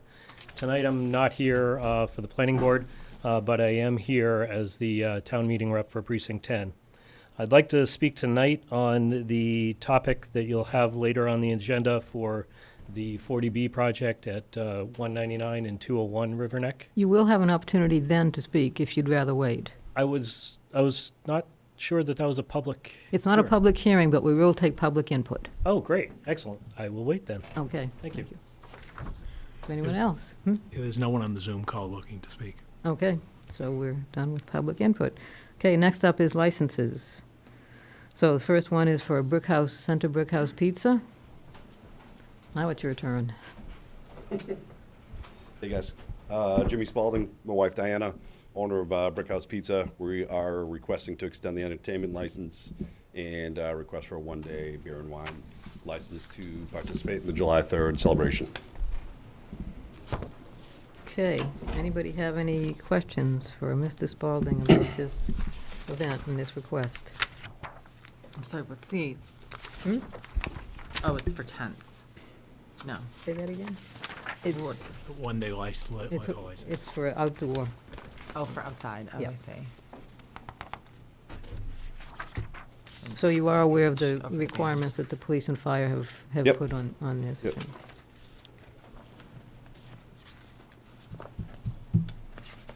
Any questions? Can I? Yes, Virginia. I don't have a question. My comment is more for the town or for Paul. I just noticed in the input between the police, fire, and building inspector that I think the building inspector wants things ready to inspect by noon and the fire department by 2, and I didn't know if it would make sense to coordinate that and get to a common time when the town inspections are happening at once so that the applicant isn't getting multiple or conflicting inputs. Okay, we'll coordinate that. Okay, yeah. Paul Cohen said he'll take care of coordinating that, yeah. I'm sure that would be helpful. Yeah, whatever's needed. Yeah. Okay. Anybody else have any questions, concerns at this point on that? Okay, make a motion?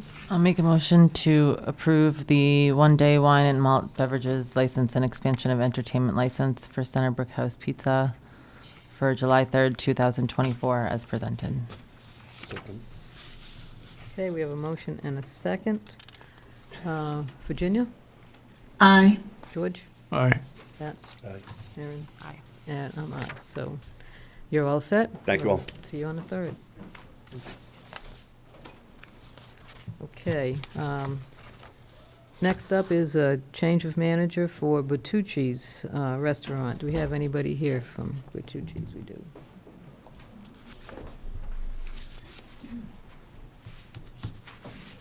Good evening, folks. How we doing? My name is Corey Martin. I'm the kitchen manager at Bertucci's, and I am here representing for the change of management.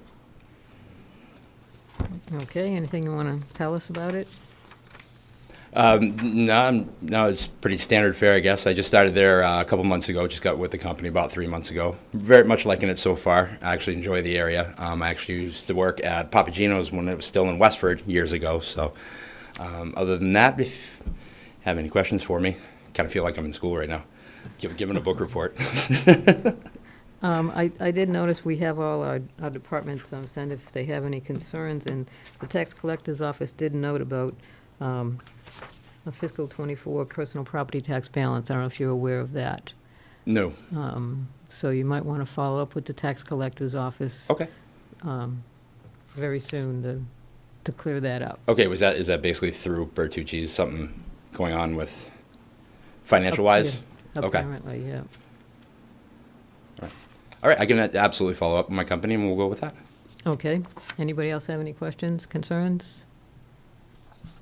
Are the police and DPW inputs not required for this? Don't the police usually do a query check? They did do a check on that. I don't know why. My understanding is They're blank in the packet, that's why I'm asking. I'm not aware of any concerns from police. DPW would not examine on a change of license. No. Manager.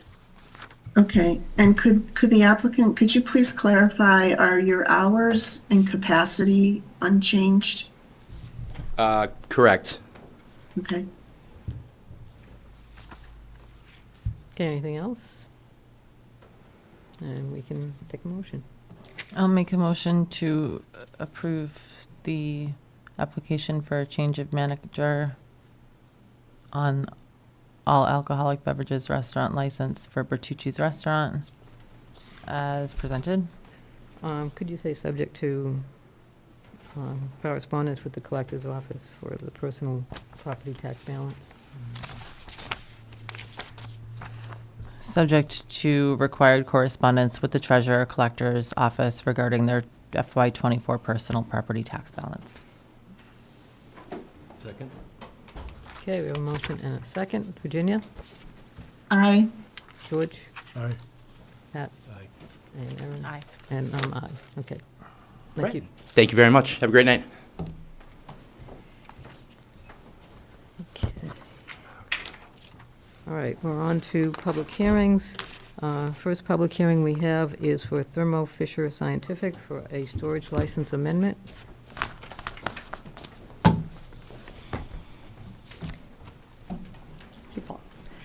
Just before Good we leave that evening. last, excuse me one moment. Yeah, Before we go leave the last one, it was pointed out to me by our assistant. ABCC does a query check on the Oh, okay. license, so that's why, yeah. So that, just to make that clear that there will be a query on the applicant. I'm sorry. Okay. No Thank problem. you. All right, so if you want to identify yourself. and tell us about- Absolutely. I'm attorney Pam Brown with Brown & Brown in Bedford, representing Thermo Fisher. It's been a couple of years since this one. I think the original license we did on Zoom during COVID. Right. But Thermo Fisher is quite happy to be up in operation, all constructed and moving along. The original application was done based on, pre-construction planning. They've been in operation a couple of years now and happy to be here. At this time, we have what we believe is a quite minor change or alteration to the license. Essentially, the total quantity of 85,000 gallons remains, but the proportion of the flammables versus combustibles changes a little bit based on, and its primary reason is for the size of the generators and the fuel needed for the generators and life support functions. So as I mentioned, it's not an increase in the total volume, but we are switching a little bit. I do have with me this evening Hassan Youssef, who is representative of Thermo Fisher, and Tony Caputo, who is our fire protection engineer consultant. And Tony's probably, either of them may be much more suited to answer any detailed questions than I. But we did submit the site plan essentially as it was the last round. And the detail really comes with a change in the flammables is actually reduced from 83,000 gallons to 81,000 gallons, and those 2,000 gallons go over to combustibles for the generator and so forth. The total facility occupancy doesn't change, although the diesel fuel tank capacity for both the emergency generator and the fire pump are increased slightly to accommodate this change. Mm-hmm. But Okay. my team is here to help me answer any questions you might have. Okay, does anybody have any questions about this request for an amendment? I have a question just for Chief Ryan, then if he could come up to the microphone for a second.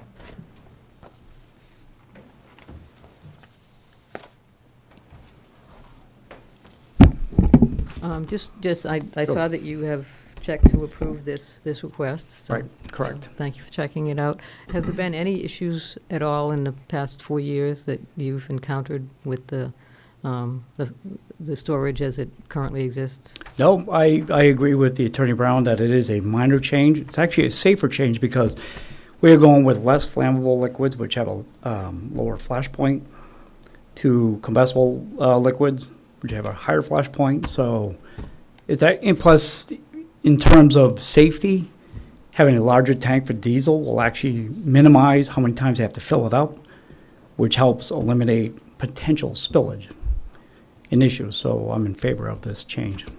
Okay, But as far as your question, no issues. okay, thank you very much. Thank you. Okay, You have a question from the presenter? okay, go ahead.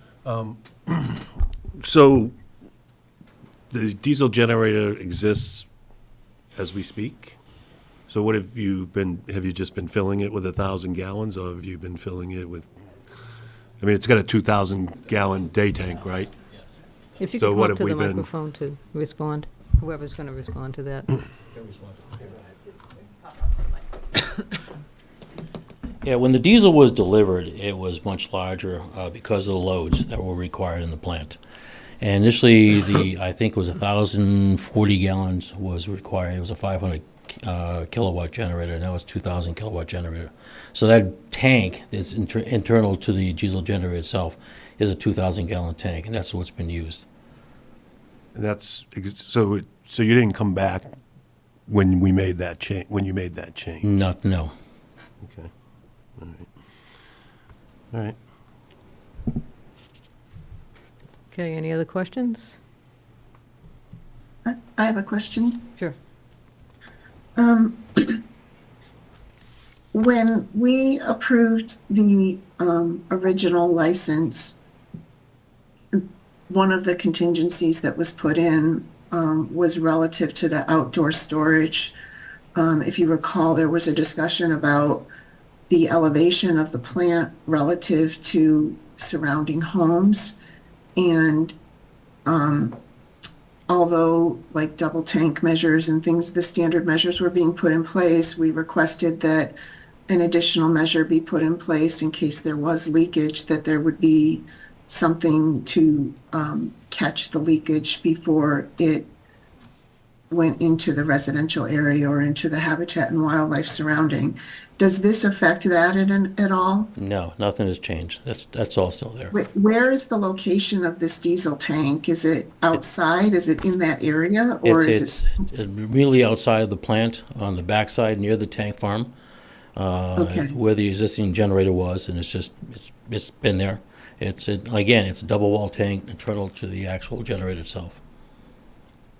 Okay. So those additional measures were put in then, in case the double wall tanks leaked, there's Yes. something to catch the Right, leak? the whole site has a containment system. Okay. Thank you. Welcome. Okay, this is a public hearing. Is there anybody here that would like to speak for or against, or just about this application for a change? Is there anyone on Zoom? No. Okay. All right, I'll make a motion to approve. close the public hearing. Oh, I don't close the public hearing, though. Yes, you do. Oh, I do? Oh, I'll make a motion to close the public hearing. Yes. Second. All right, we have a motion and a second to close the public hearing. Virginia? Aye. George? Aye. Pat? Aye. Aaron? Aye. Aye. Okay. Now we can make a motion to approve. I'll make a motion to approve the storage license amendment for Thermo Fisher Scientific at 220 Mill Road as presented. Second. Okay, we have a motion and a second. Virginia? Aye. George?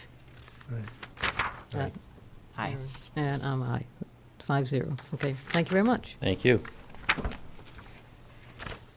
Okay, and next up, we have another storage license amendment for Sunoco on 80 Chelmsford Street. Is there anybody here for? On Suno- Zoom. They're on Zoom, okay.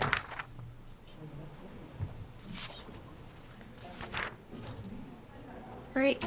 Good evening, Select Board. So I am Kristen Schwalder. I work for 7 Multi-Site Solutions. I'm the agent for Sunoco. Sunoco submitted a request for an amendment to the license for the storage of flammable and combustible liquids stored in underground storage tanks in accordance with the Massachusetts General Law, Chapter 148, Section 13. The Sunoco is located at 80 Chelmsford Street. And this site currently has 3 underground storage tanks. 2 tanks contain 8,000 gallons for regular and ultra unleaded fuels. The 3rd tank contains 10,000 gallons of regular unleaded fuels. So due to the age and the condition of the equipment, Sunoco is going to be doing a maintenance project where we're going to remove those existing storage tanks. And we're proposing to install 2 16,000-gallon double-wall fiberglass underground storage tanks. This is consistent with the current industry size and a lot of petroleum sites. So one of the new tanks, it's 16,000 gallons, and it's going to contain regular unleaded fuel. And the second underground storage tank is a compartment tank. So that means it's got basically 2 separate containers inside, so we can put 2 different types of fuel. So we'll have 8,000 gallons of premium unleaded and 8,000 gallons of diesel. So in kind of summary, the existing conditions are, 3 underground storage tanks with a total of 26,000 gallons of fuel. And our future conditions will be 2 underground storage tanks with 32,000 gallons of fuel. So we are requesting the amendment to the existing license to account for the upgrade of these of the site. Okay, thank you.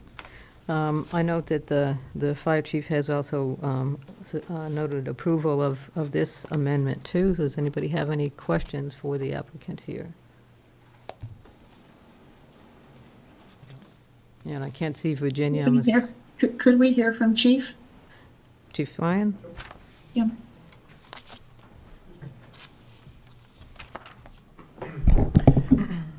Good evening, Board. I would agree with the assessment that we're starting to see this in an industry where they're pulling older tanks out.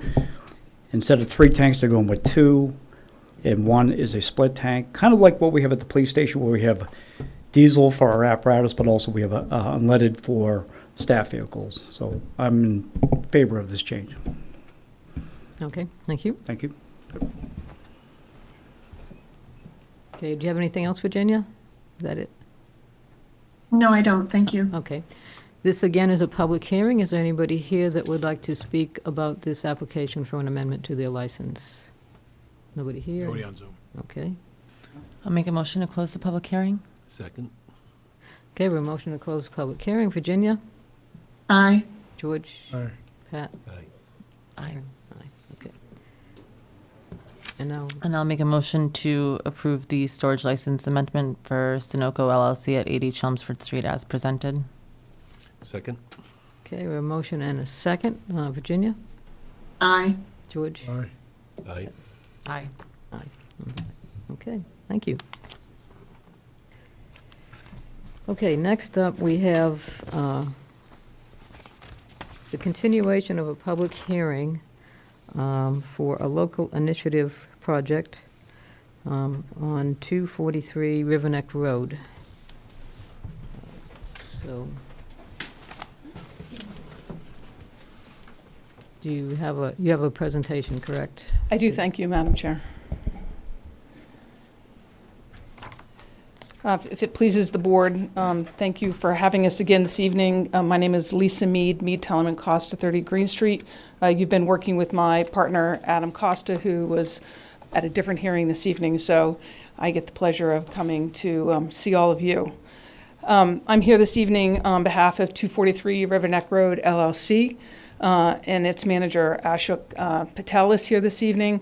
I also have Nehru, our architect, as well as Tim, the engineer, Tim Powers, the engineer. We're here, as I remind the board, to discuss the 23-unit proposed project at 243 River Neck Road, of which there are 16 townhome units, 2 to 3 bedrooms each, and there are 7 single-family homes, 4 bedrooms each on this proposal. Since this last meeting the board had in April, there's been a couple of things that we've done at the board's request, namely was to take a look at some of the plans and also do a site visit and visit again with the Housing Advisory Board, all of which we've done. And so what I would do is go through the changes that have occurred and to respond to some of the questions that the board had.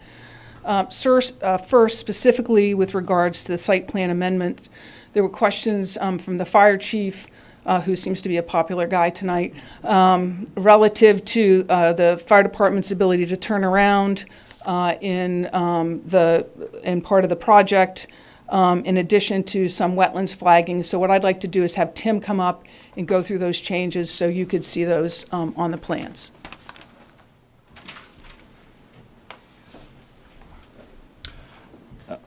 Thank you, Tim Power with PVI Site Design. I did see someone scrolling through on a site plan. I did bring a board, but we'll use the TVs.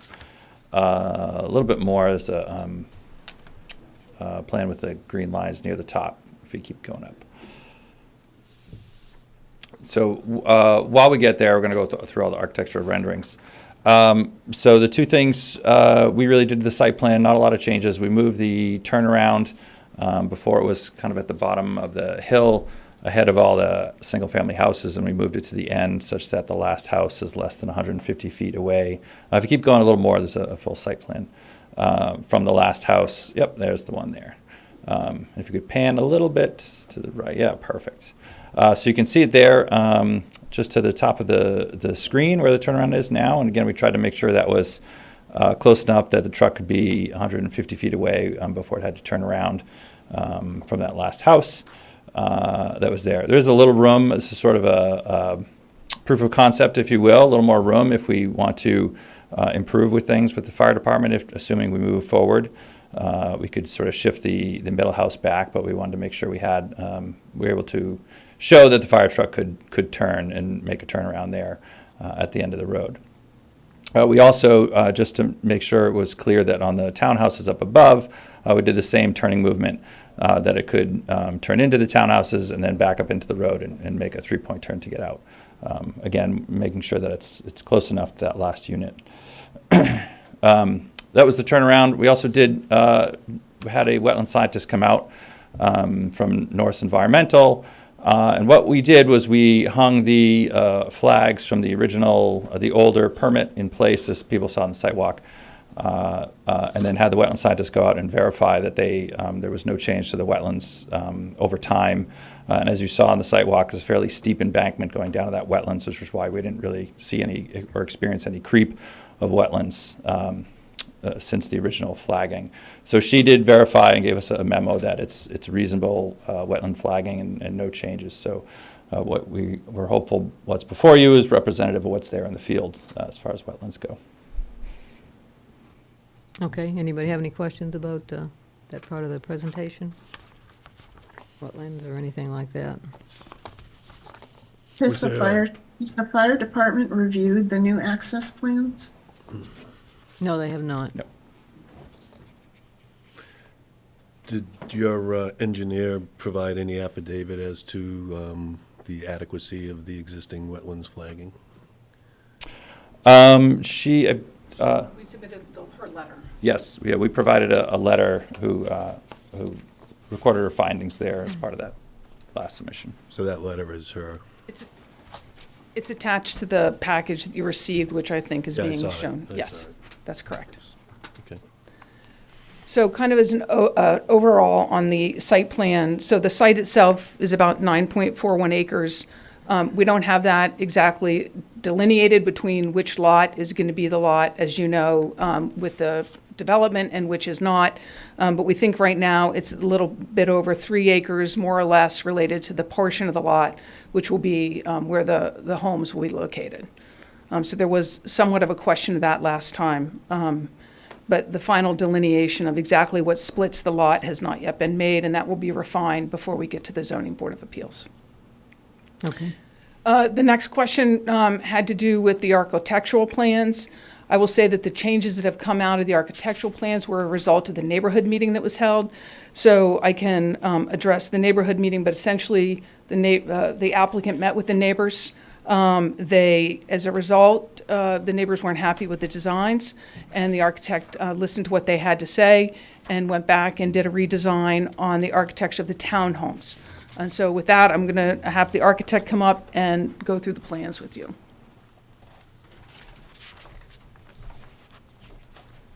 Good evening, Board, Madam. Nerijus Bugnalis from Kalsa Design. Yes, so as mentioned, we met. We had a productive meeting with the abutters, and main thing we heard that they wanted to see more traditional look. They wanted to see gabled roof at the townhomes where previously we had flat roofs. And if we scroll down a couple pages, we can look. Yeah, thank you.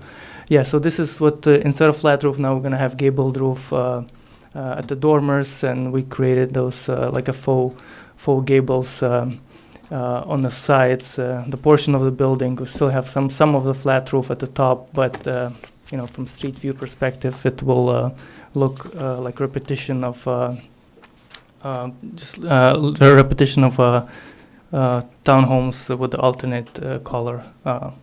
With alternate colors as well. We added some shake siding versus board siding with the regular that we had before. That was the biggest change for the townhomes.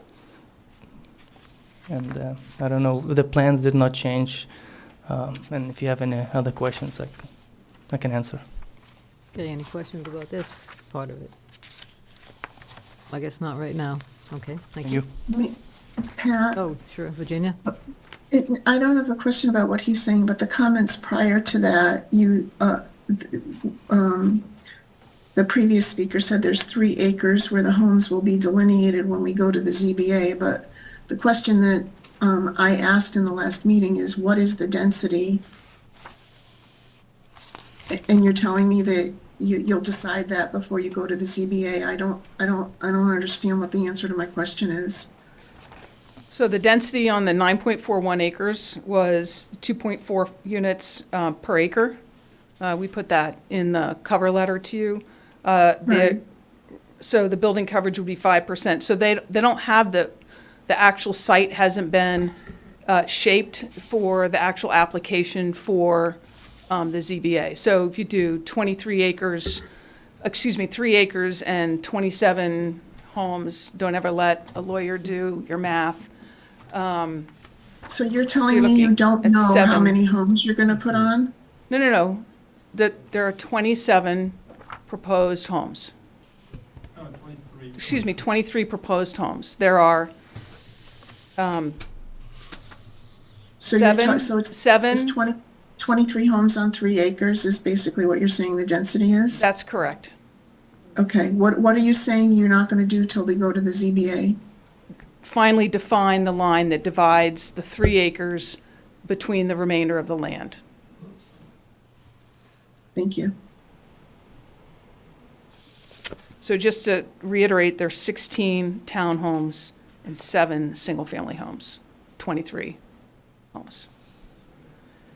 One of the other questions had to do with traffic, and while there hasn't been a full traffic study done yet, Mr. Powers has done a traffic memorandum for the board, which we've provided as our submission, which was Exhibit C in the submission.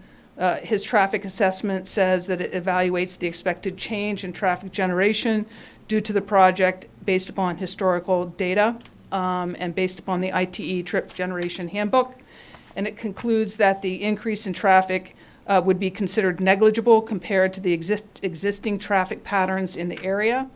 Such a conclusion is expected given the existing traffic counts along River Neck Road, the annual average daily trips, which would include during COVID, have been between 2,779 and 3,368.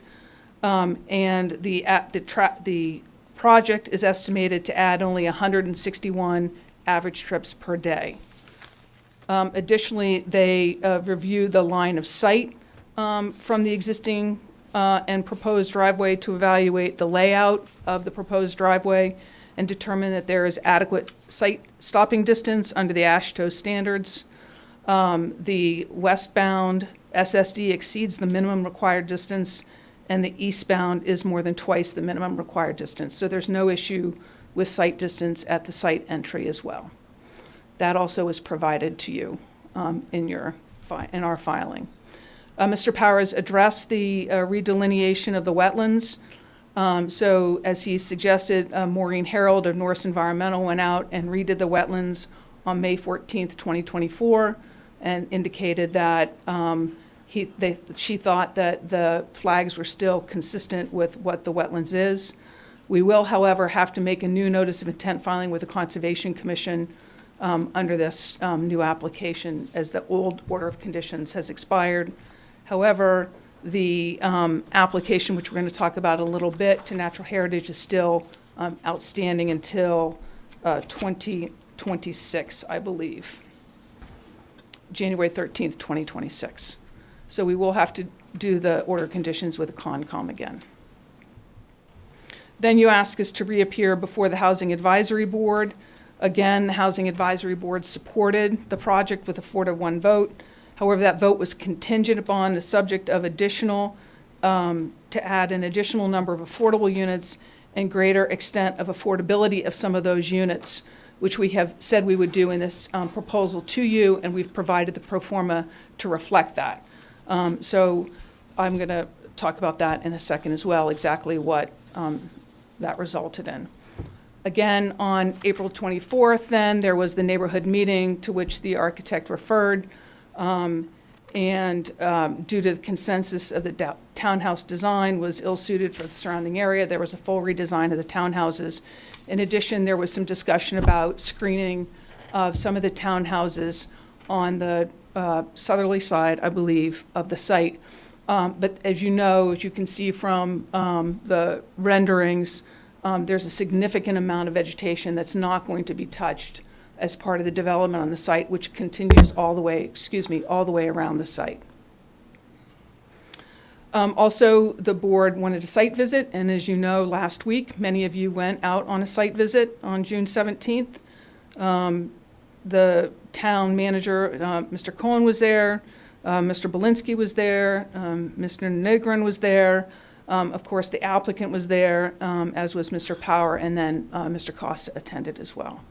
I think that you could see from the site visit, for those who went, you could see the way that the townhomes will sit on the top of the site and the single-family homes will be down within the site, and understood the topography and the vegetation that exists around the site.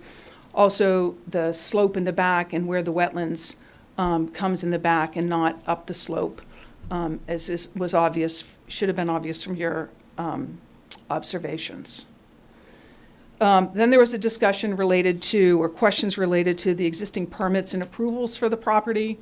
I want to point out that when we submitted this proposal last week, not the proposal, but the supplemental filing last week, related to the existing or recently expired comprehensive permit for the 48 original units on the site that were approved in 2008. Adam was basing his representation to you on prior emails from March, where it was understood that the comprehensive permit was still good and had not yet expired. That information is incorrect. The town council advised us today that the board, Zoning Board of Appeals, actually voted that the extension and the COVID extension ran concurrently and not consecutively. Although the decision of the Zoning Board of Appeals did not say that. If you went back to the minutes of the meeting have that in the vote. And so that permit expired in March of this year, notwithstanding the owner of the property's attempt to extend it, and he was told by staff it wasn't necessary. Notwithstanding, we're here for a new LIP application and a new permit, regardless of the existence of the prior comprehensive permit, but I wanted to straighten that out. The order of conditions, as I said earlier, has already expired. However, as Maureen indicated, the wetlands line is essentially what the wetlands line was before. And then, as I indicated, the Massachusetts Division of Fisheries and Wildlife Conservation and Management permit has been extended through January 13th of 2026. So that permit is still good on the site. So the other question the board asked, and this circles back around to the Affordable Housing Committee's question about addition, what's the benefit to the town? Why should you do a LIP endorsement here if we're going to do 25% at 80%? And the answer is the ASHUC is going to increase the amount of affordability and the number of affordable units. And as we said in our letter to you and as requested by the Affordable Housing Committee, specifically 8 units in total as opposed to 6, which are required, will be deemed affordable. 2 of the 7 single-family homes will be affordable, and 6 of the 16 townhomes will be affordable.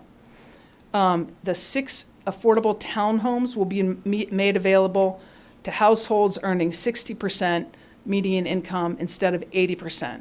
So just to give you a comparison, the 6 at 60% would be for a 2-bedroom around $1,788. This is on your pro forma that we provided to you. And a 3-bedroom affordable unit at 60% would be around $2,065. Under the 80%, which was originally proposed, the 2-bedroom would be around $2,130, and the 3-bedroom would be around $2,366. So that's the difference that you can find between the 60% and 80% affordable rents. And again, the 2 of the single-family homes will be sold at 80% area median income. With that, I'm happy to answer any questions that the board might have. Okay, does anybody have any questions at this time for the applicant? Okay.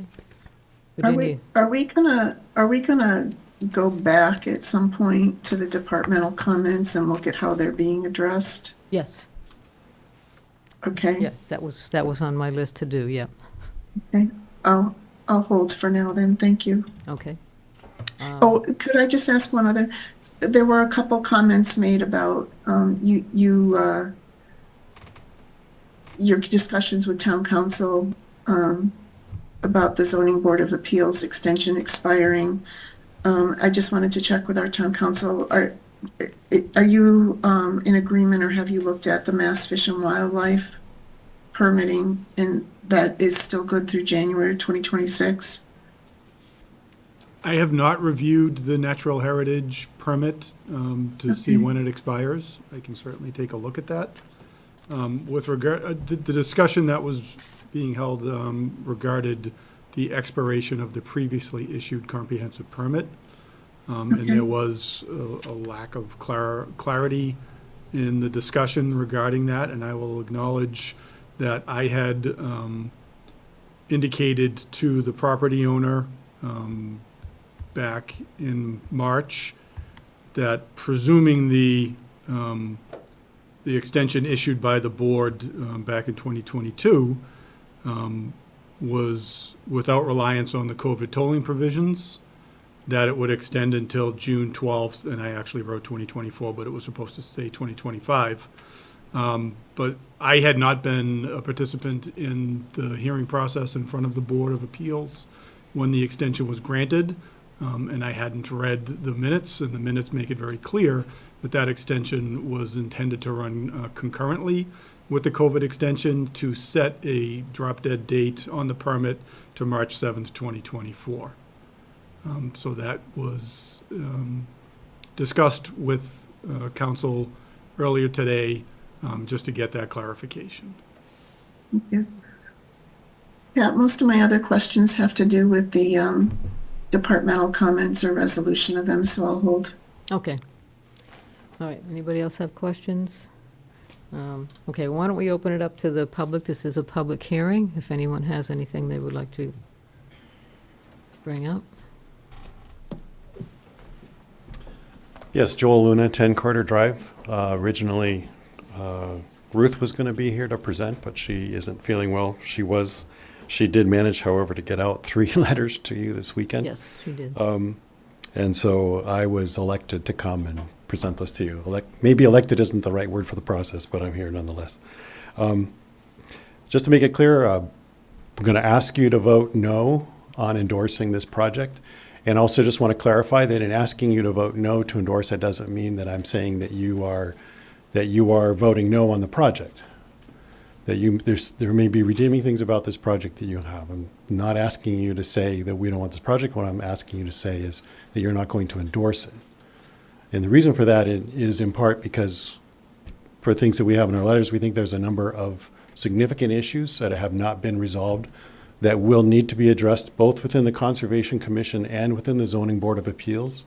And having been a former ZBA member through the heyday of 40Bs, it makes a big difference if when you have an application before you, if the select board has endorsed it, then that puts a lot more pressure on you in terms of what you look at and what your latitude is and the things that you're able to do.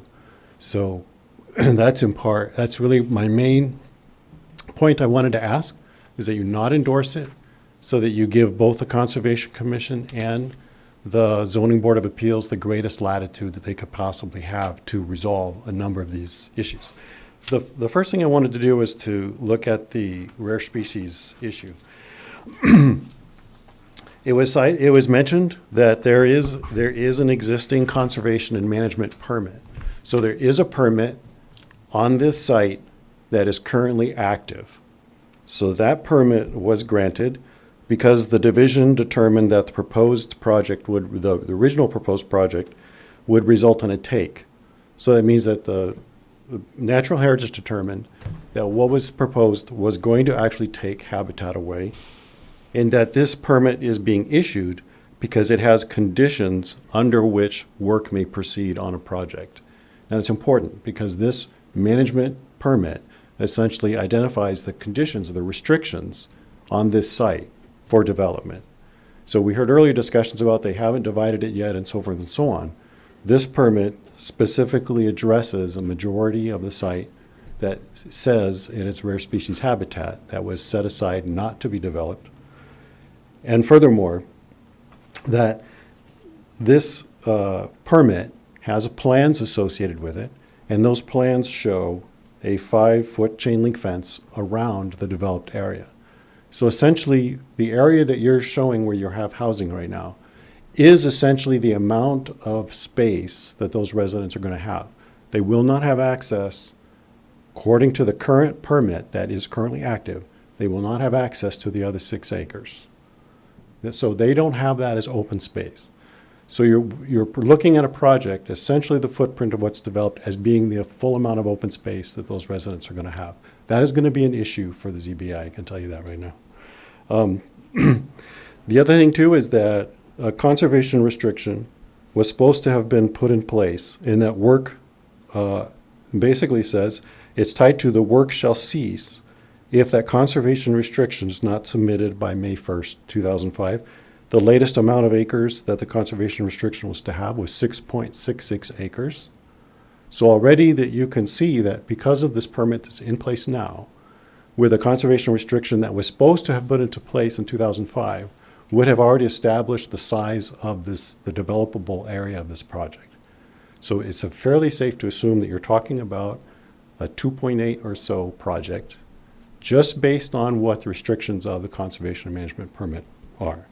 So I wanted to emphasize that because that is an active, ongoing permit on this project right now. We also brought up a couple of other issues about wetland-related questions.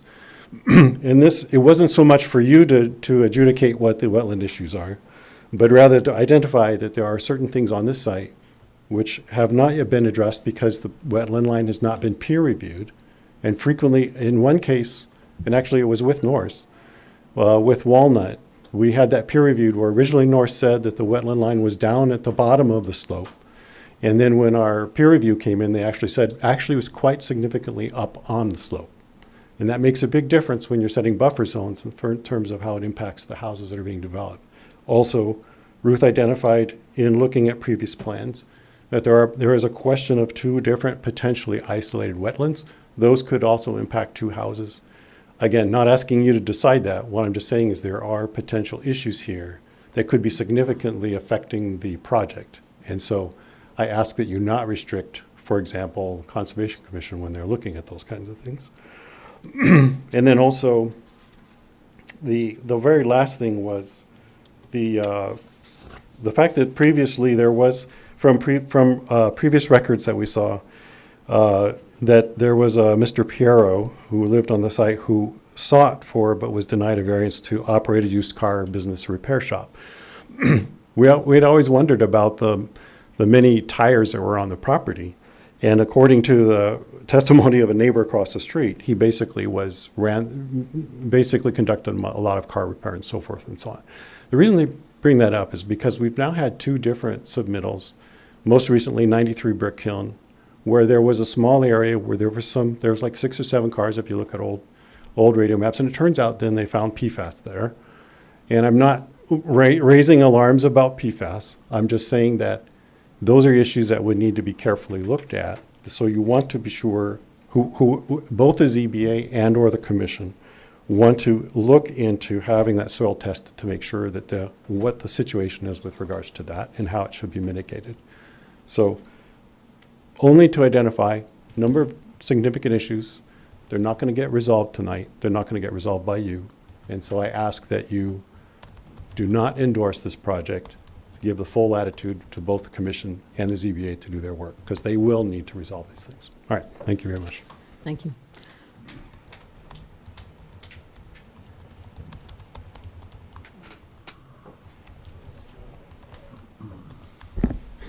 Hello again, Chris LaValle, Precinct 10 Town Meeting Rep. I would also like to echo Mr. Luna's request to not for you to not endorse this as a LIP. Some of the things that I just noticed on the updated plans, and since the previous hearings, there's another 40B project being proposed down the road on Riverneck. It would be good to hear the traffic report for both projects include the other project as potential alternatives or scenarios. Also, while there is a benefit to affordable housing units in Chelmsford, that benefit is really in a vacuum. In reality, in this project, the benefits of a few additional affordable units does not balance out the burden of the additional market value units that we're going to end up getting as well. And lastly, in my work on the zoning board, or the zoning work on the planning board, we really look to have a gradient of housing forms throughout our areas. And what I noticed tonight is that this has the opposite. Across the road on Riverneck, you have single-family units. Then across on this property, you go from single-family to the 4-unit townhouses, and then you drop back down to single-family. I'm not sure why they're proposing that, but if this were zoning that we were looking at, we would have flipped it in the planning board zoning. So you'd have single-family homes on the road kind of hiding and masking the additional townhouses in the back. So a lot of these are issues that still have to be addressed and topics that still need to be brought up. So I would ask that you not endorse this as a LIP at this point and let the process continue through the Zoning Board of Appeals. Thank you. Okay, thank you. Anyone else that would like to make any comments about this proposal? Is there anyone on? No. Okay. So regarding some of the comments that had been made at the prior meeting from the departments, I don't want to go through all of them individually. The DPW had mentioned several things that they expected to see or want to see in the site plan. Dumpster location and dumpster pad, utilities, pedestrian accommodation, snow storage location, as well as the on-site treatment plant, where that would be and how that would work. Police department was only asking for a stop sign, which that's probably easily done. The fire department, we just heard that the fire chief has not looked at the revised plan for the emergency access and how the fire trucks would be able to turn around on the property. the other parts that they had asked for probably would come later in the process. Let's see. Board of Health, again, was concerned about the septic system and the commercial dumpster. Community Development had questions about visitor parking, cut and fill analysis to be provided, and again, the wastewater treatment system, and what would be proposed for the remainder of the site where despite the other part of the site where the houses would not be. And the Conservation Commission, Mr. Luna, I think, handled those concerns very well.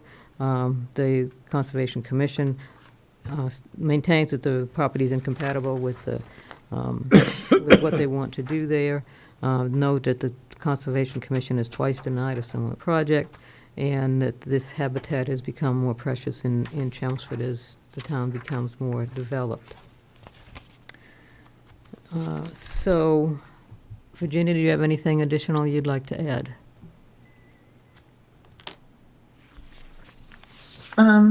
No, just, I think there's still a lot of departmental comments that are unanswered. I think that the community development input on number 7 regarding the applicant asking for a sewer waiver conflicts with DPW's inputs regarding on-site septic treatment. The building commissioner's comments in terms of the project should also meet the dimensional requirements per the bylaw. My question is, as it's laid out, does it or doesn't it? I think that if there's enough information, we should know whether it meets it or not. I guess, and as you said, there's just a lot of outstanding open questions that the departments raised that I don't think have been addressed. right, I guess I would suggest if we're going to continue this public hearing, I mean, unless there's an upswell to end it today and take a vote, I would recommend that we send the new proposal to all the department heads again for them to look at it again and see if there's, what has been addressed and what has not been addressed. And there's some that probably they can't at this point, as has been mentioned. Some of the conservation issues, that will be determined by conservation. Some is pretty much in the ZBA's purview, not in ours, if I understand that correctly, Mr. Haverty. And, but there are some that still we could look to have changed or, more closely align with what the departments are looking for. So, yes, Ms. Mead. So I'm going to kind of take these in reverse. Relative to compliance with zoning, there are 2 requirements that we need waivers from right now, and obviously we provided our list to you. They're attached to the initial filing that Mr. Costa provided, Attorney Costa provided to the board. There's a 22 front yard setback where 40 feet is required, and a 9.5-foot side setback where 25 feet are required. Also, we're seeking a waiver for more than one residential structure on a lot. And then there are a couple, there's the Conservation Commission waiver related to the 50-foot no build. There are two parts of a building that are slightly in the 50-foot no build, which are shown on the plan, and then there's some parking. So we're looking for, we would be looking for those waivers, obviously. We're also looking for a waiver for the sewer moratorium, which is a nice segue back into some of the departmental comments related to the on-site treatment system. So we're not looking to do an on-site treatment system. We're looking for a sewer waiver as part of our application to the ZBA, given that there was a sewer reservation for 48 units on the site before. It doesn't apply because that permit is gone. But there would be a reduction. So we are looking for a sewer moratorium waiver from the ZBA related to that. As far as the dumpster location, snow storage, utilities, typically that would come in a more refined plan that we would be submitting to to the ZBA, but if those three things are important for you to see on the plan, then, I think that we can put them on the plan. The stop sign, obviously, we understand that. The fire chief hasn't had a chance to review the turnarounds yet that are shown on the plan. The mechanism is shown on the plan as well, fire chief. And the DPW comments, so those are related to that. So we're happy to address those comments if the board wants to continue or whatever the board's pleasure is. Okay. So does anybody? Go May ahead. I add one other comment? Sure. I'm very concerned about the encroachment onto the 50-foot no-build buffer and the 100-foot buffer zone lines. And I think if you're going into a 50-foot no-build zone, make it smaller and make it fit. I don't know why. There's a reason why there's a 50-foot no-build buffer, and I don't know why you would want to encroach on that. So that's a big question in my mind right now. I heard you loud and clear. I will show you just so you know where they are, and so that if we bring back a revised plan, you can see where they're revised. So, Tim, maybe you can come up and point out the two places in the. You're going to have to verbally describe it because I can't see Tim pointing. So as you're coming down the main road, the first single-family home on the right, the back of the house touches the 50-foot buffer zone.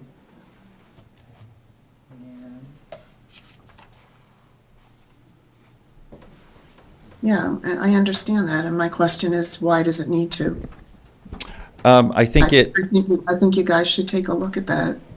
Sure. And again, as Lisa said loud and clear too, I think we can look at it. We're trying to balance sort of aesthetics of the whole road and everything else, but it's a valid point, so happy to look at it.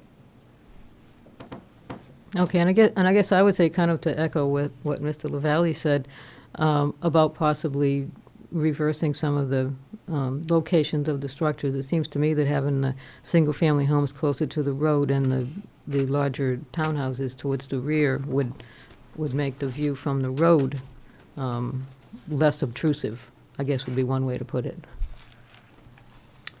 So I'm not the designer, so we can take a look at that, but I think that it becomes obvious from the dimensions why the townhouses, which are a more compact development, are up against the more narrow part of the lot. Okay. But certainly we can look at it and see what can be done. Okay. Could town council clarify if the board were to endorse this, what latitude are we taking away from the Conservation Commission and the ZBA? You're not taking any latitude away from the Conservation Commission or the ZBA by endorsing a LIP. I do agree that a board may feel a little bit more constrained if there is full-throated support for a development by the select board. However, you could address that by, if you're considering granting LIP approval, you could put language in it that would express your concerns about some of these issues and ask for the Board of Appeals to take a closer look at them. The Conservation Commission, their jurisdiction is only under the Wetlands Protection Act, not under the local wetlands bylaw on a 40B application, so your endorsement of a LIP would not have any impact on the commission whatsoever.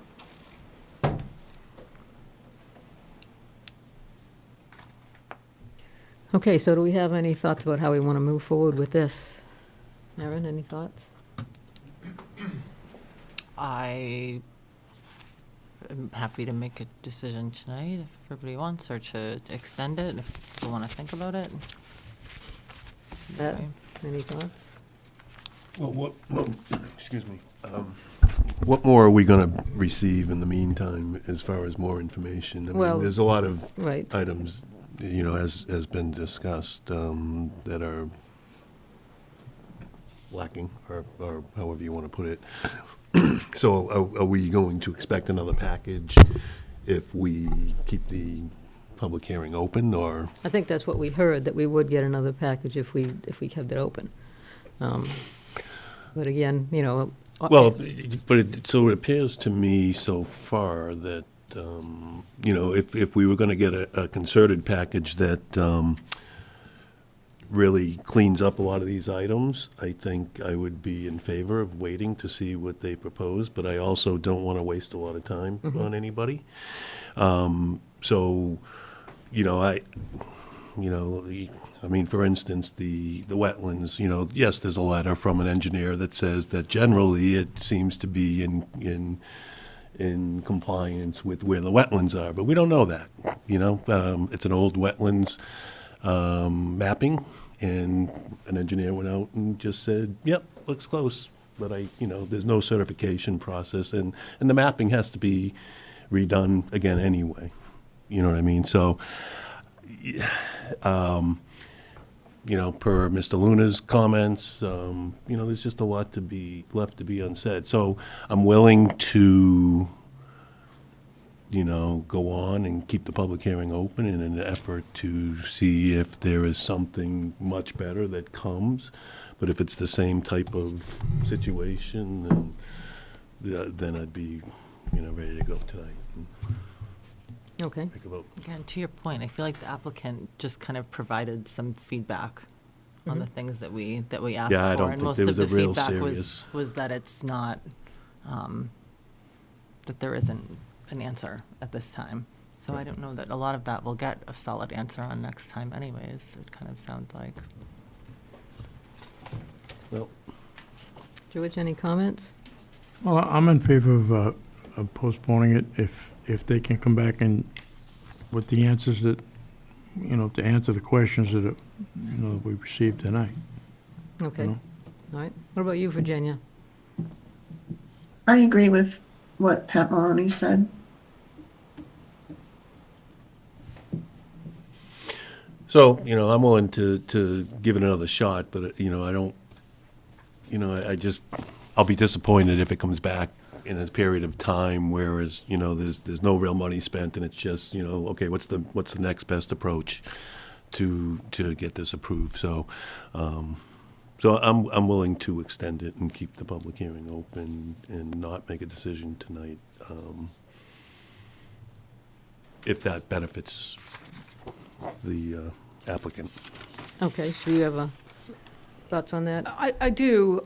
So we're certainly, so we thought we addressed the questions that were put to the applicant last time, and that's what we put in the package. So we're happy to address the DPW comments as noted.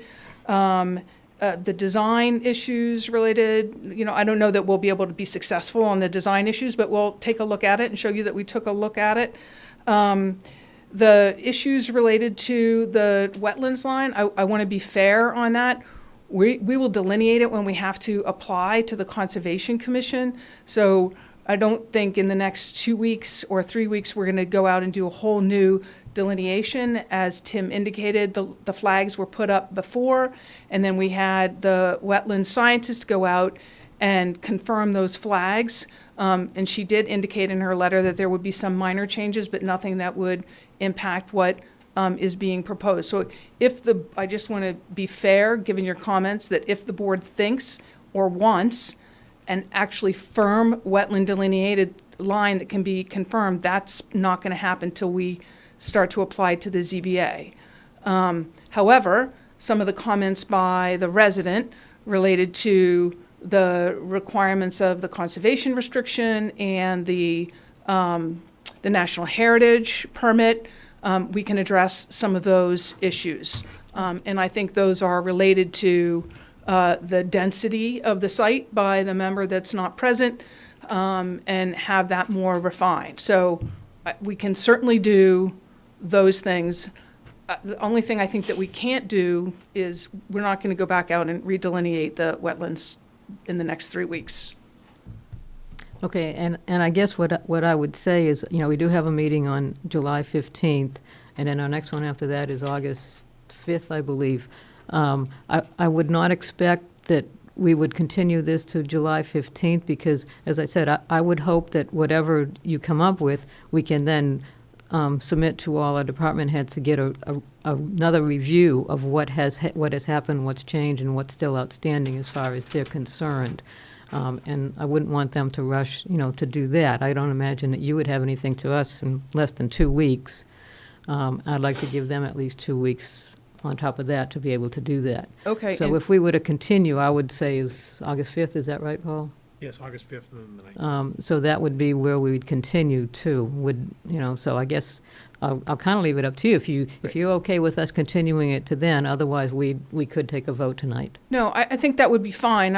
I've been, as you can see, turning around and kind of affirming that. So I think that would be fine with the goal of getting you revised plans 2 weeks before your August 5th meeting, at which time you'll be able to have your department heads turn those around At least for 2 comments. weeks ahead, yes, right. If we can would do be it more better- than, It would be better 3 weeks ahead because we have an abbreviated time. They don't have the full 2 weeks to review it before a meeting. Right, and we have to have it on our agenda, almost a week ahead of our meeting, so, we'll get it to you as soon as we can. okay, Hopefully 3 weeks, not less than 2, but I hear you. okay.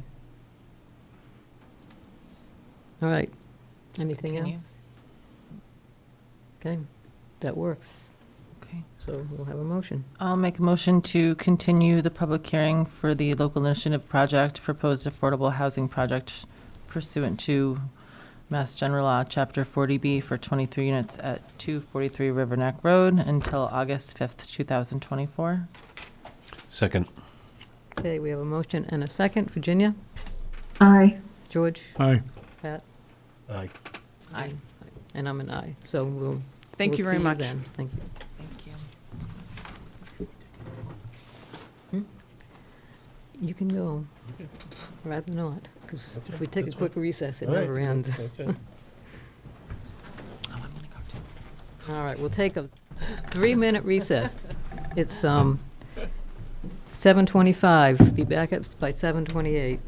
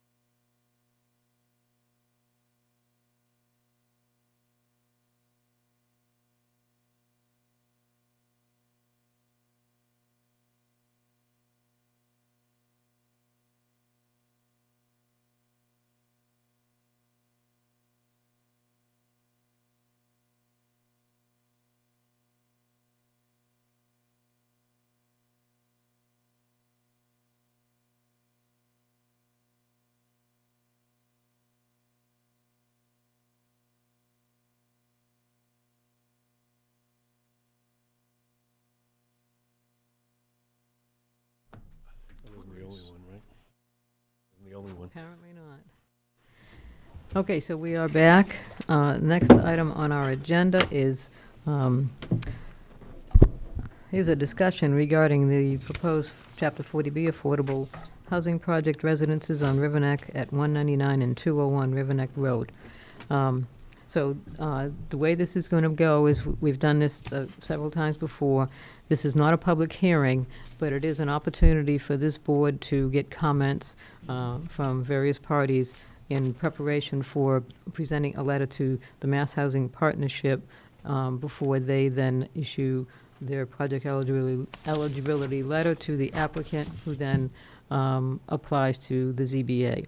So we'll start with the presentation from the applicant, followed by, I'll read the department comments we have received from the various departments and other boards and commissions, then board comments, and then any public comments that we might have, either here in person or on Zoom. So with that, we will start with the presentation.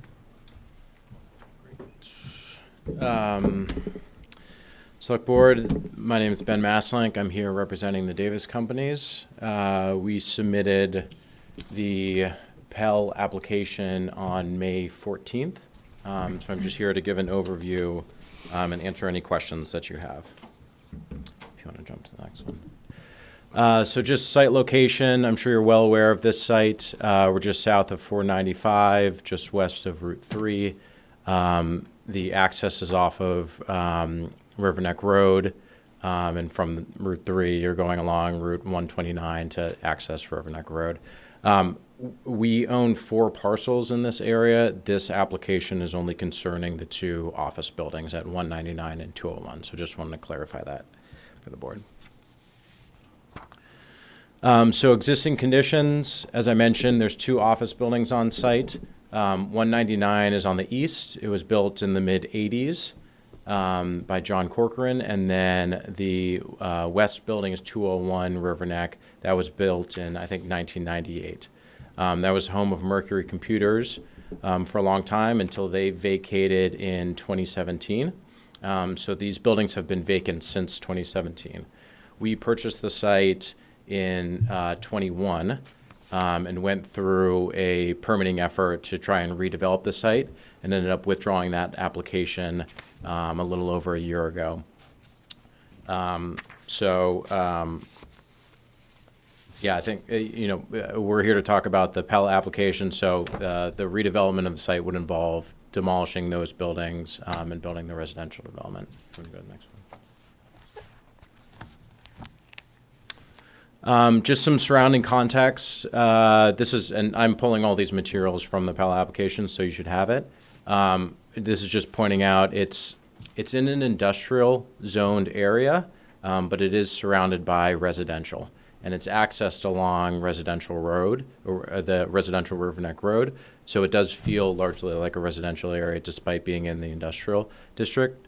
That being said, across the road, across to the other side of Riverneck Road, are some office buildings. So, the scale of this development is not out of context with its surroundings, and in terms of use, it's very much in context with its surroundings. So here we have the site plan. It's 5 buildings, 60 units each, 4 stories, and we're staying underneath the height limitation for the area. There's an additional building, an amenity clubhouse with a pool behind it. And then at the front of the site, we're siting a wastewater treatment plant. So as I'm sure you know, there's a sewer moratorium in town. So the way that we're solving sewer with this development would be taking advantage of the existing sewer capacity from the existing 2 office buildings and putting a portion of the residential development on the existing sewer capacity.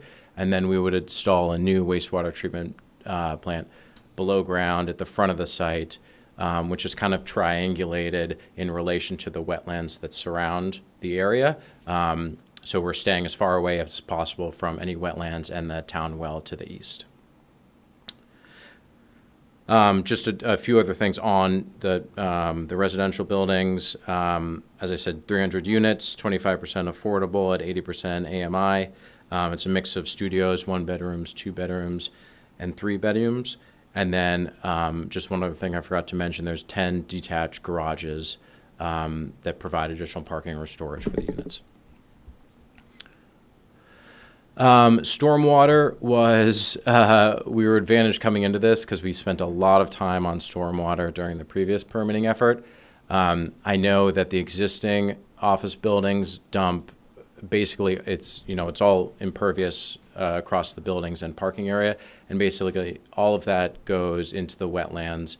Very little of it is retained or treated to modern standards. I know our previous development was going to withhold up to 90% of that volume, and then the remaining volume that was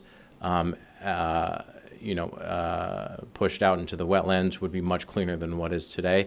We haven't done a full stormwater study for this development, but it would be in line with all modern standards today. So net effect showing what you have today versus redeveloped area would be a vast improvement.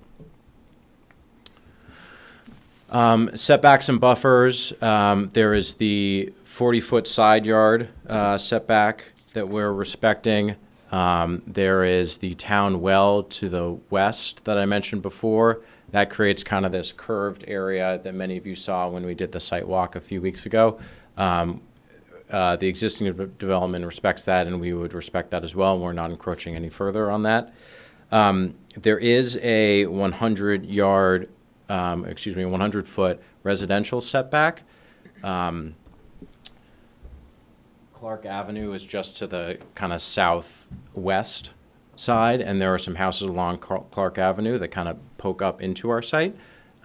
So we're encroaching moderately on that 100-foot setback, but I do want to point out that's a very steep slope there with very mature landscaping. So we would be retaining as much of that as possible. So there's a very thick buffer there between the closest building and the residents there. Jump to the next one. As I said, landscaping, we're maintaining as much of the existing landscaping as possible and then supplementing that with a new landscape design. So you'd have a well-designed and complete site here. And you can flip through these, Paul, but just some renderings here showing the aesthetic of the buildings that we would envision. Just a couple key project benefits. So as I said before, maintaining existing landscape buffers. The buildings are sited near the rear of the parcels, which I think is a pretty important aspect of the design. The site slopes down from Riverneck. So when you get to the back of the site, that's a lot further down than your access off of Riverneck Road. So the buildings, while taller than some of the single families adjacent to it, are sited lower than the existing single families. So it's not like they're towering above the single family houses. Substantial improvement to the stormwater. I outlined that earlier. Substantial reduction in outflow to the wetlands. Redevelopment of the existing vacant and obsolete buildings. As I said, Mercury Computers left in 2017, and they've been vacant ever since. So we have looked for other users, and we haven't had any success. So this is an attempt to improve the use on the site now. Residential use in a residential neighborhood. Again, we looked at the context slide. That gives you a sense that residential is very in keeping with its surroundings. It's within half a mile of existing public transit, which is the Lowell Regional Bus. If you go to Apollo Drive, there's a bus stop there, and so this is within half a mile of that walking distance. Additional tax revenue for the town. We have reduced our tax burden on the site, given the nature that it's vacant and obsolete. So this redevelopment would be improvement to the tax revenue for the town. And then, as I said, more residents to support local businesses, short drive from downtown. So this is bringing, new and existing residents to this area of the town, close to the downtown that we would envision would support the local businesses. So I think that is it, Paul. Yes. So I'm here to answer any questions. At a high level, we see this as a vast improvement to what's there today, and we're really excited about the opportunity. Okay. So we do have some responses from department heads, which I'll go through those now. Department of Public Works notes that a full site plan review was not conducted. They're looking for, more sewer and stormwater management conditions upon you submit for the special permit application. As noted with the previous 40B, the enclosed dumpster pad and a dumpster, perpetual care for the dumpster, utilities to be clearly marked and labeled, any easements clearly and accurately labeled, and snow storage on the site. And as far as sewer comments, it's noted that based on the number of bedrooms you have, there'll be a need for an on-site treatment system for 37,800 gallons per day. So looking for that. The police department, they're looking for a transportation impact assessment for the project, and then they said they'll be able to offer more commentary on it. The fire department notes that the proposal does not show fire hydrants, and there are requirements for where they need to be, so they're looking for those. The fire truck turning plan, they're looking for the plan using the template that the fire department has. All fire lanes must be marked with approved pavement markings or signage, and the access must be designed to support the weight of the fire apparatus. A snow storage plan to be submitted for review so it does not obstruct fire access roads or turnarounds. Building exits must have sidewalks providing a continuous path to a public way. Dumpster location again. Fire protection systems, automatic sprinkler system required on the buildings. Mechanical spaces, provide adequate interior access to any mechanical spaces located on the rooftop or within the attic. Knox boxes must be installed at locations acceptable to the fire prevention office. And a requirement for address and numbering, you need to apply to Chelmsford's E911 committee for that. Board of Health required to meet expectations for the groundwater protection zone. Title V regulations for an on-site septic system will be required. And again, dumpster regulations, they have regulations for licensing and operation of dumpsters. Evan Belansky on community development has offered several comments. Paul Haverty, I don't know if you're aware of the comments that Evan Belansky submitted having to do with I guess some overlap as far as permits and things like that. You're seeing it up on the screen here now. I don't know if you're aware Yeah, of I it. can't read that from here. Okay, I don't know if you can address any of But I'm going to presume it's dealing with the related application issue. Yeah, so the property owner, during its previous process in seeking permits, sought to freeze the zoning by filing a preliminary subdivision plan followed by a definitive subdivision plan. So under the Housing Appeals Committee regulations at 760 CMR 56.03 subsection 7, there is a safe harbor that's known as a related application safe harbor. So that is if any time there was an application for construction of housing that featured less than 10% affordable housing on a property, it's a 1-year cooling off period from the final resolution of that application process to the filing of a comprehensive permit application. If a comprehensive permit application is filed sooner than that 1 year, then the board has the right to assert a safe harbor. And then there's a process that the board would have to follow to assert that safe harbor.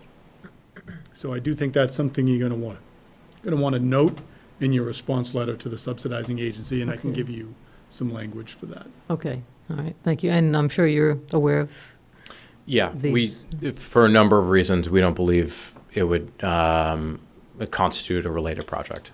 I'm happy to talk about that here, or I don't know if that's. Yeah, I do think. do you cite an objection and then we respond, or? Well, we're just going to write a letter to Mass Housing with all our comments. So we will put something in about that, and then probably maybe, I don't know, how would it work with Mass Housing, then go to the applicant and say, what are you going to do about this, or how does that work? Well, Mass Housing will probably note it to the applicant. They'll note it in any project eligibility letter that they issue, but it's not going to prevent them from issuing a project eligibility letter. They're not going to make a determination if the applicant disagrees with an asserted safe harbor. It's not their position to rule on that. That would then, that ultimately, if the board asserts the safe harbor after a comprehensive permit application is filed, there is an appeal process where they can appeal it to the Executive Office of Housing and Livable Communities. The Executive Office of Housing and Livable Communities would have 30 days to render a decision, and then either party would have the right to take an interlocutory appeal to the Housing Appeals Committee. So it's a whole process that would resolve any dispute in terms of whether or not the safe harbor is applicable. So that would be the ZBA? That would be after the Zoning Board of Appeals opens its public hearing. They have 15 days to notify the applicant of its assertion of a safe harbor. Okay. All right. So we'll address that with the ZBA if they do cite that as an objection. Okay. Virginia, do you have another question on that? No, Attorney Haverty just answered my question. I was going to ask if you could read to him what item number 2 says on Evan's community development inputs. If he could clarify what is meant by the site control related to the 40B regulations. All right, so item number 2 says, I am aware that Davis has issued purchase and sale agreements to 2 separate entities for the sale of 199 and 201 Riverneck Road. It is my understanding that the 2 potential purchasers are undergoing due diligence and no signed executed P&S agreements are in place.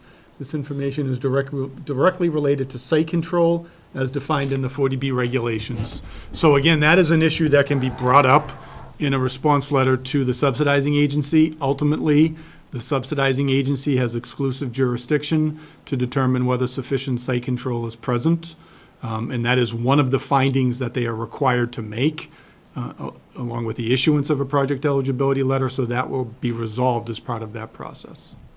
Yeah, we don't have any contracts for this land, so Okay. it's not an issue. Okay. All right, the building commissioner has noted that need to comply with current building codes, energy code, mechanical code, plumbing code, as deemed necessary. Conservation Commission has noted that, again, portions of this site were originally wetlands, and stormwater drainage is believed to drain directly into adjacent Conservation Commission-owned land. There's still some, I guess, it's not clear if permission was ever granted for this, so that would have to go through the Conservation Commission. Properties adjacent to a Chelmsford Zone 1 wellhead, they would be looking for a hydrogeology study of the site and PFAS investigation of the site, and studies of the turtle habitat, and would welcome low-impact development design in any proposal.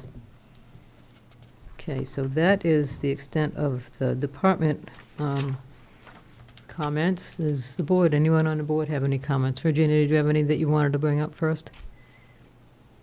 Not at this time. Thank you. Okay. George, anything? Nope. Pat? Aaron? Okay. Is there anybody from the public here that would like to make comments?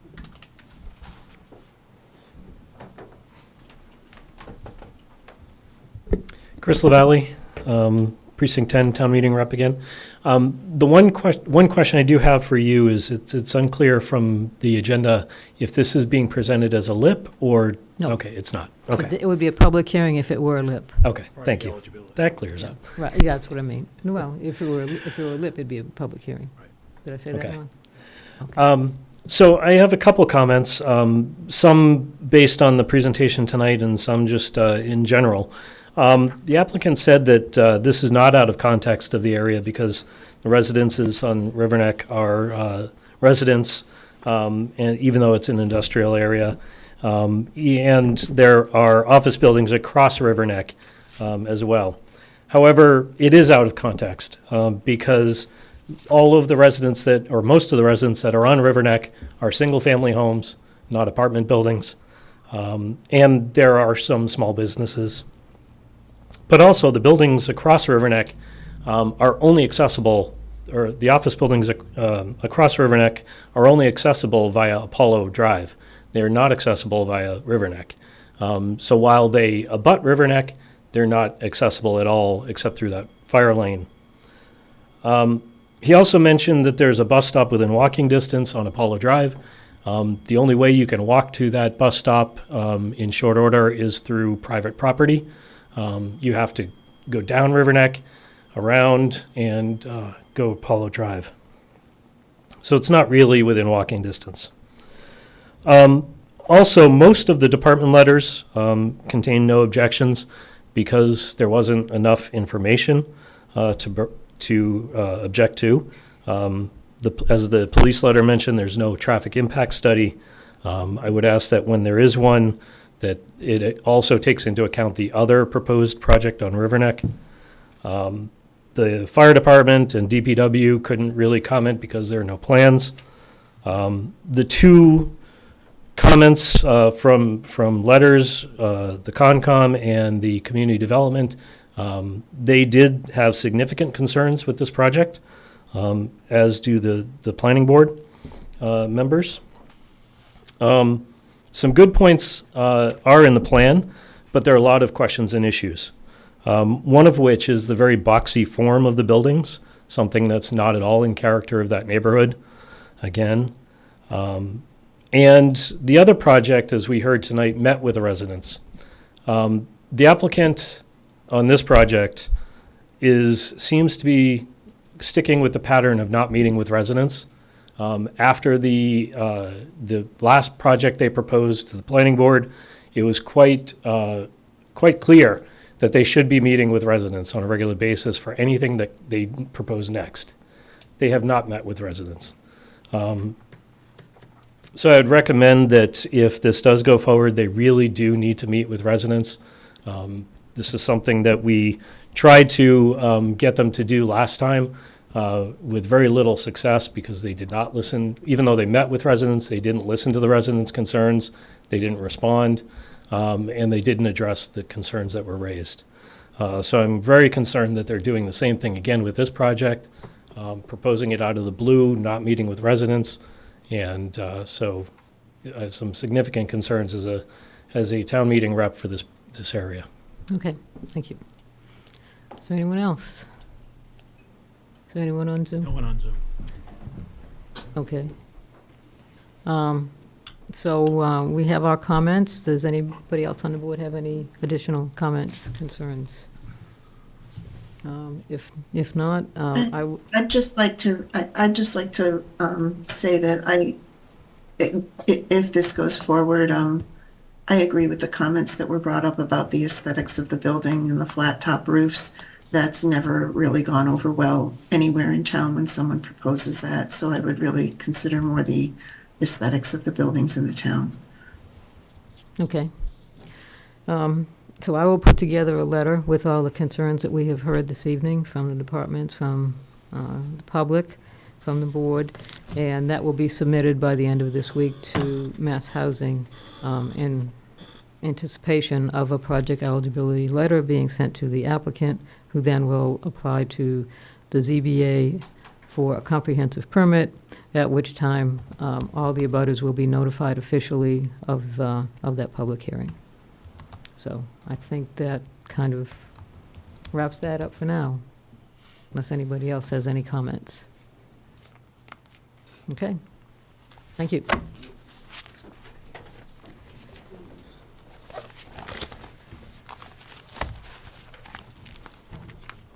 Okay, next on our agenda is Town Manager Bid Awards. Yeah, thank you, Madam Chair.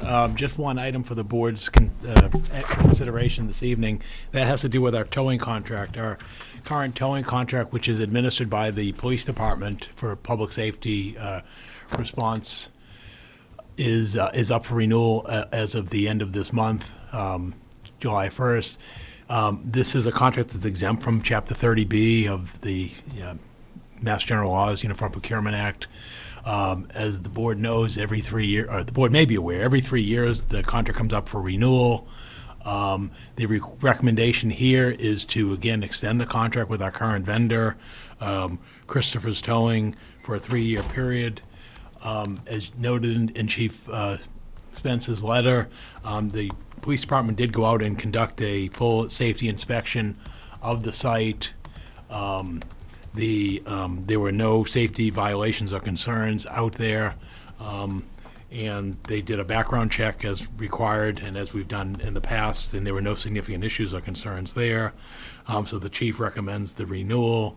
There did come a comment that came in by email about the appearance of the location, and Chief Spence was forwarded that comment, and I believe he has spoken to the proprietor, who's actually in the room this evening. So again, we're seeking the board's confirmation to extend the towing, public safety towing services contract to Christopher's Towing for a 3-year period. Okay, are there any questions, concerns? Virginia, anything? No. I guess that's a no. Okay. All right, we'll take a motion then. I'll make a motion to approve the public safety towing services contract for Christopher's Towing expiring June 30th, 2024 as presented. No. Oh, 26. sorry.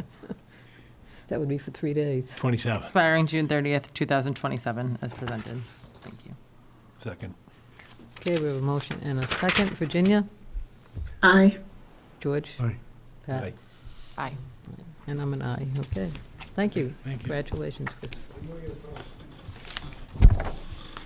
All right, town manager reports. Yeah, just a couple matters this evening as we near the 8 o'clock hour and the end of the third hour of your meeting.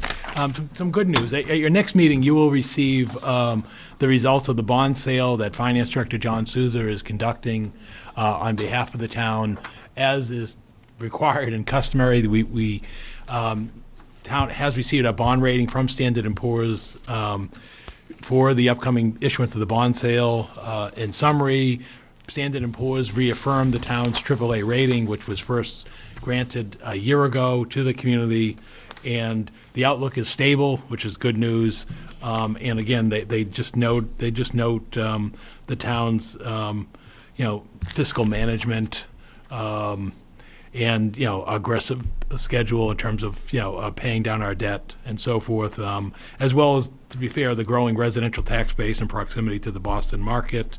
Again, our strong budgetary performance and well-embedded financial policies and practices, and our strong debt and liability profile. So again, we will be back in 3 weeks with the actions from the bond sale. The next item I have is the monthly double poll report from National Grid. The matter with the double poll report, as you can see, I think the summary is sort of at the bottom of the second page. The summary was there really wasn't a lot of change from May to June in terms of closed double polls or activities. You can see, for example, there's 60 double polls as of May 2nd. And we're approximately at that same level now. What we have done, as I explained to the board previously, we receive this now monthly, the beginning of every month from National Grid. When that arrives, even though it doesn't come to you till later in the month, I share it with Public Works Director Christine Clancy. She informed me that even though there was not a material change in the town's work since the May to the June report, that she thinks it just didn't get entered into the system, that we have had our vendor go out there and perform some work. And so again, we anticipate that when we come in next month with the double poll report, that you'll see that the polls that are in the town's court, which is currently, we didn't close any last month, but we believe the 9 that are there will have made significant progress. Again, most of our polls are on North Road and Billerica Road, and that's where Waveguide, who performed our services, did their work. So again, we're hopefully making progress. National Grid, you can see, has a very small number of double polls, just over a dozen or so. And so again, we're making progress. Fortunately, weather conditions have helped. in terms of we haven't had any storms or adverse situations with double poles. And so again, I think we'll just continue to show you progress in the months ahead. So again, I think it's a sign that we are finally getting them down to a reasonable number.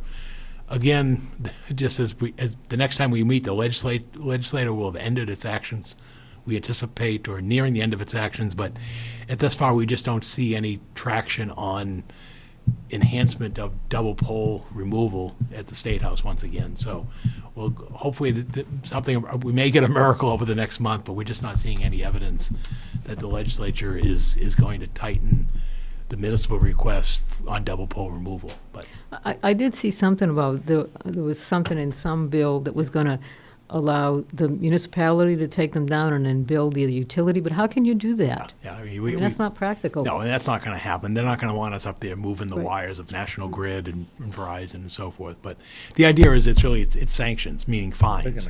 And we just don't see any teeth in it. But anyway, the good news is we're staying on top of it. Again, it's a sequential process. So as you get next to go, and our big focus is make sure that we're not the one holding the line up. And then again, we put pressure on, National Grid. You can see they've been very active. We're hoping that Verizon will step up a little bit more, and that we can get this down again. And again, our focus continues to be on the longer poles, because there does seem to be poles that are outstanding for years that just aren't moving. So we'll do with that. And then lastly, the other thing that happened since our last meeting, speaking of the legislature, is since our last meeting on June 12th, Governor Healy signed into law what's now Chapter 112 of the Acts of 2024, which exempts the deputy fire chief from the provisions of the civil service law. And again, that was a home rule petition approved by a town meeting, and is now in effect. So we're at a place where both the police department and fire department are sort of in parity, that the chief and the deputy chief are no longer subject to civil service. And again, we think that will help the town's management of the departments going forward. So that's my report this evening. Thank you. Okay, and next up is appointments. We have several for the select board. Anybody have any comments, questions about the 4 appointments that we're up here to make today? First one being the Board of Registrars. The Democratic Town Committee has nominated Thomas Fall as their only nominee for that position. And he would like to remain as a registrar. And then we have 2 applicants for the Diversity, Equity, and Inclusion Committee.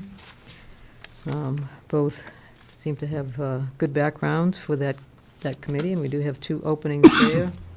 And then a reappointment to the Military Community Covenant Task Force. So any questions, comments? If not, we can do a motion for the select board ones. Hey.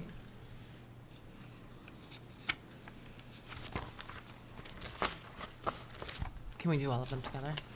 I was going to do the town manager one separate, although, Paul, if you want to talk about that one. we Sure. can do I just have, we have an opening on the Arts and Technology Committee, and we're seeking the appointment of Hannah Barker for a 3-year term expiring June 30th, 2027. And that's actually a reappointment, too. Yes, that's a reappointment. Can I do them all together? Yep. Town manager ones too? You can do them all together. I'll make a motion to approve the appointments as presented. Second? Okay, we have a motion and a second. Virginia? Aye. George? Aye. Pat? Aye. Aaron? Aye. And I'm an aye, 5-0. Thank you. Okay, meeting minutes. We have 2 sets of meeting minutes from May 20th and June 3rd. Anybody have any comments or corrections on those?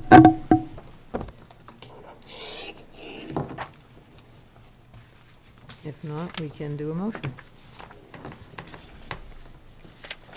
I'll make a motion to approve the select board regular meeting minutes of May 20th, 2024 and June 3rd, 2024 as presented.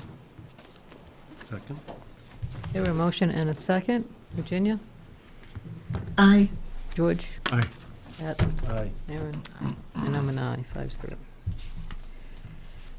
Okay, time for Select Board Liaison Reports and Referrals. Virginia, since I've been calling on you first every night, every time tonight. we might as well- I have nothing this week, thank you. Okay.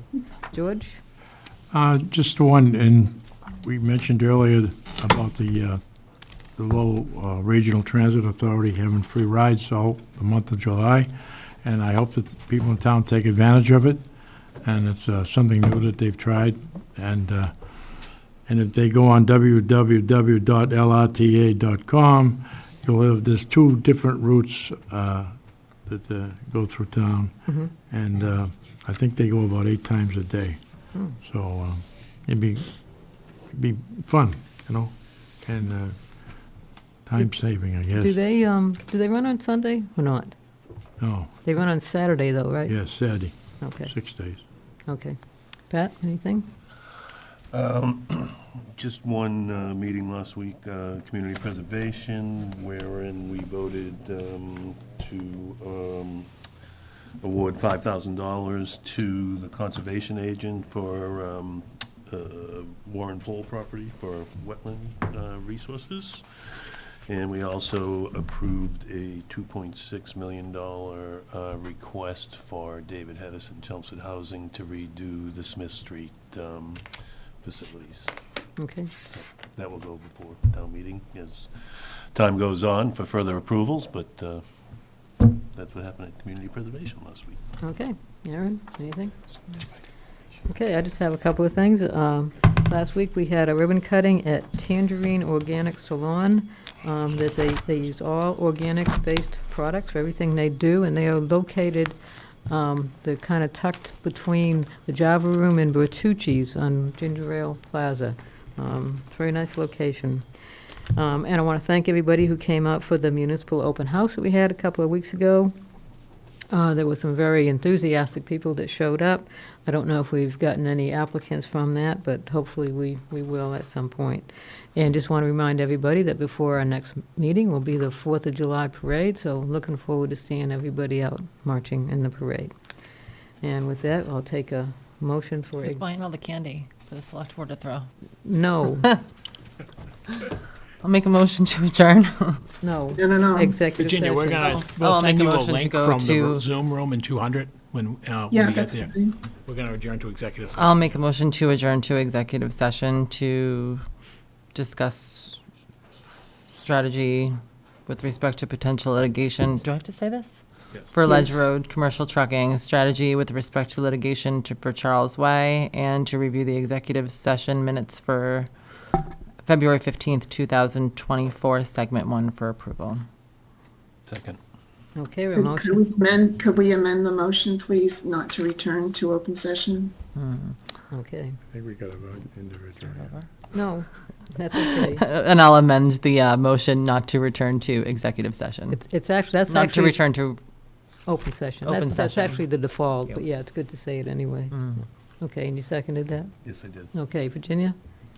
Aye. George? Aye. Pat? Aye. aye. And I'm an aye, so we'll rejoin you, Virginia, shortly. Yep, thank you.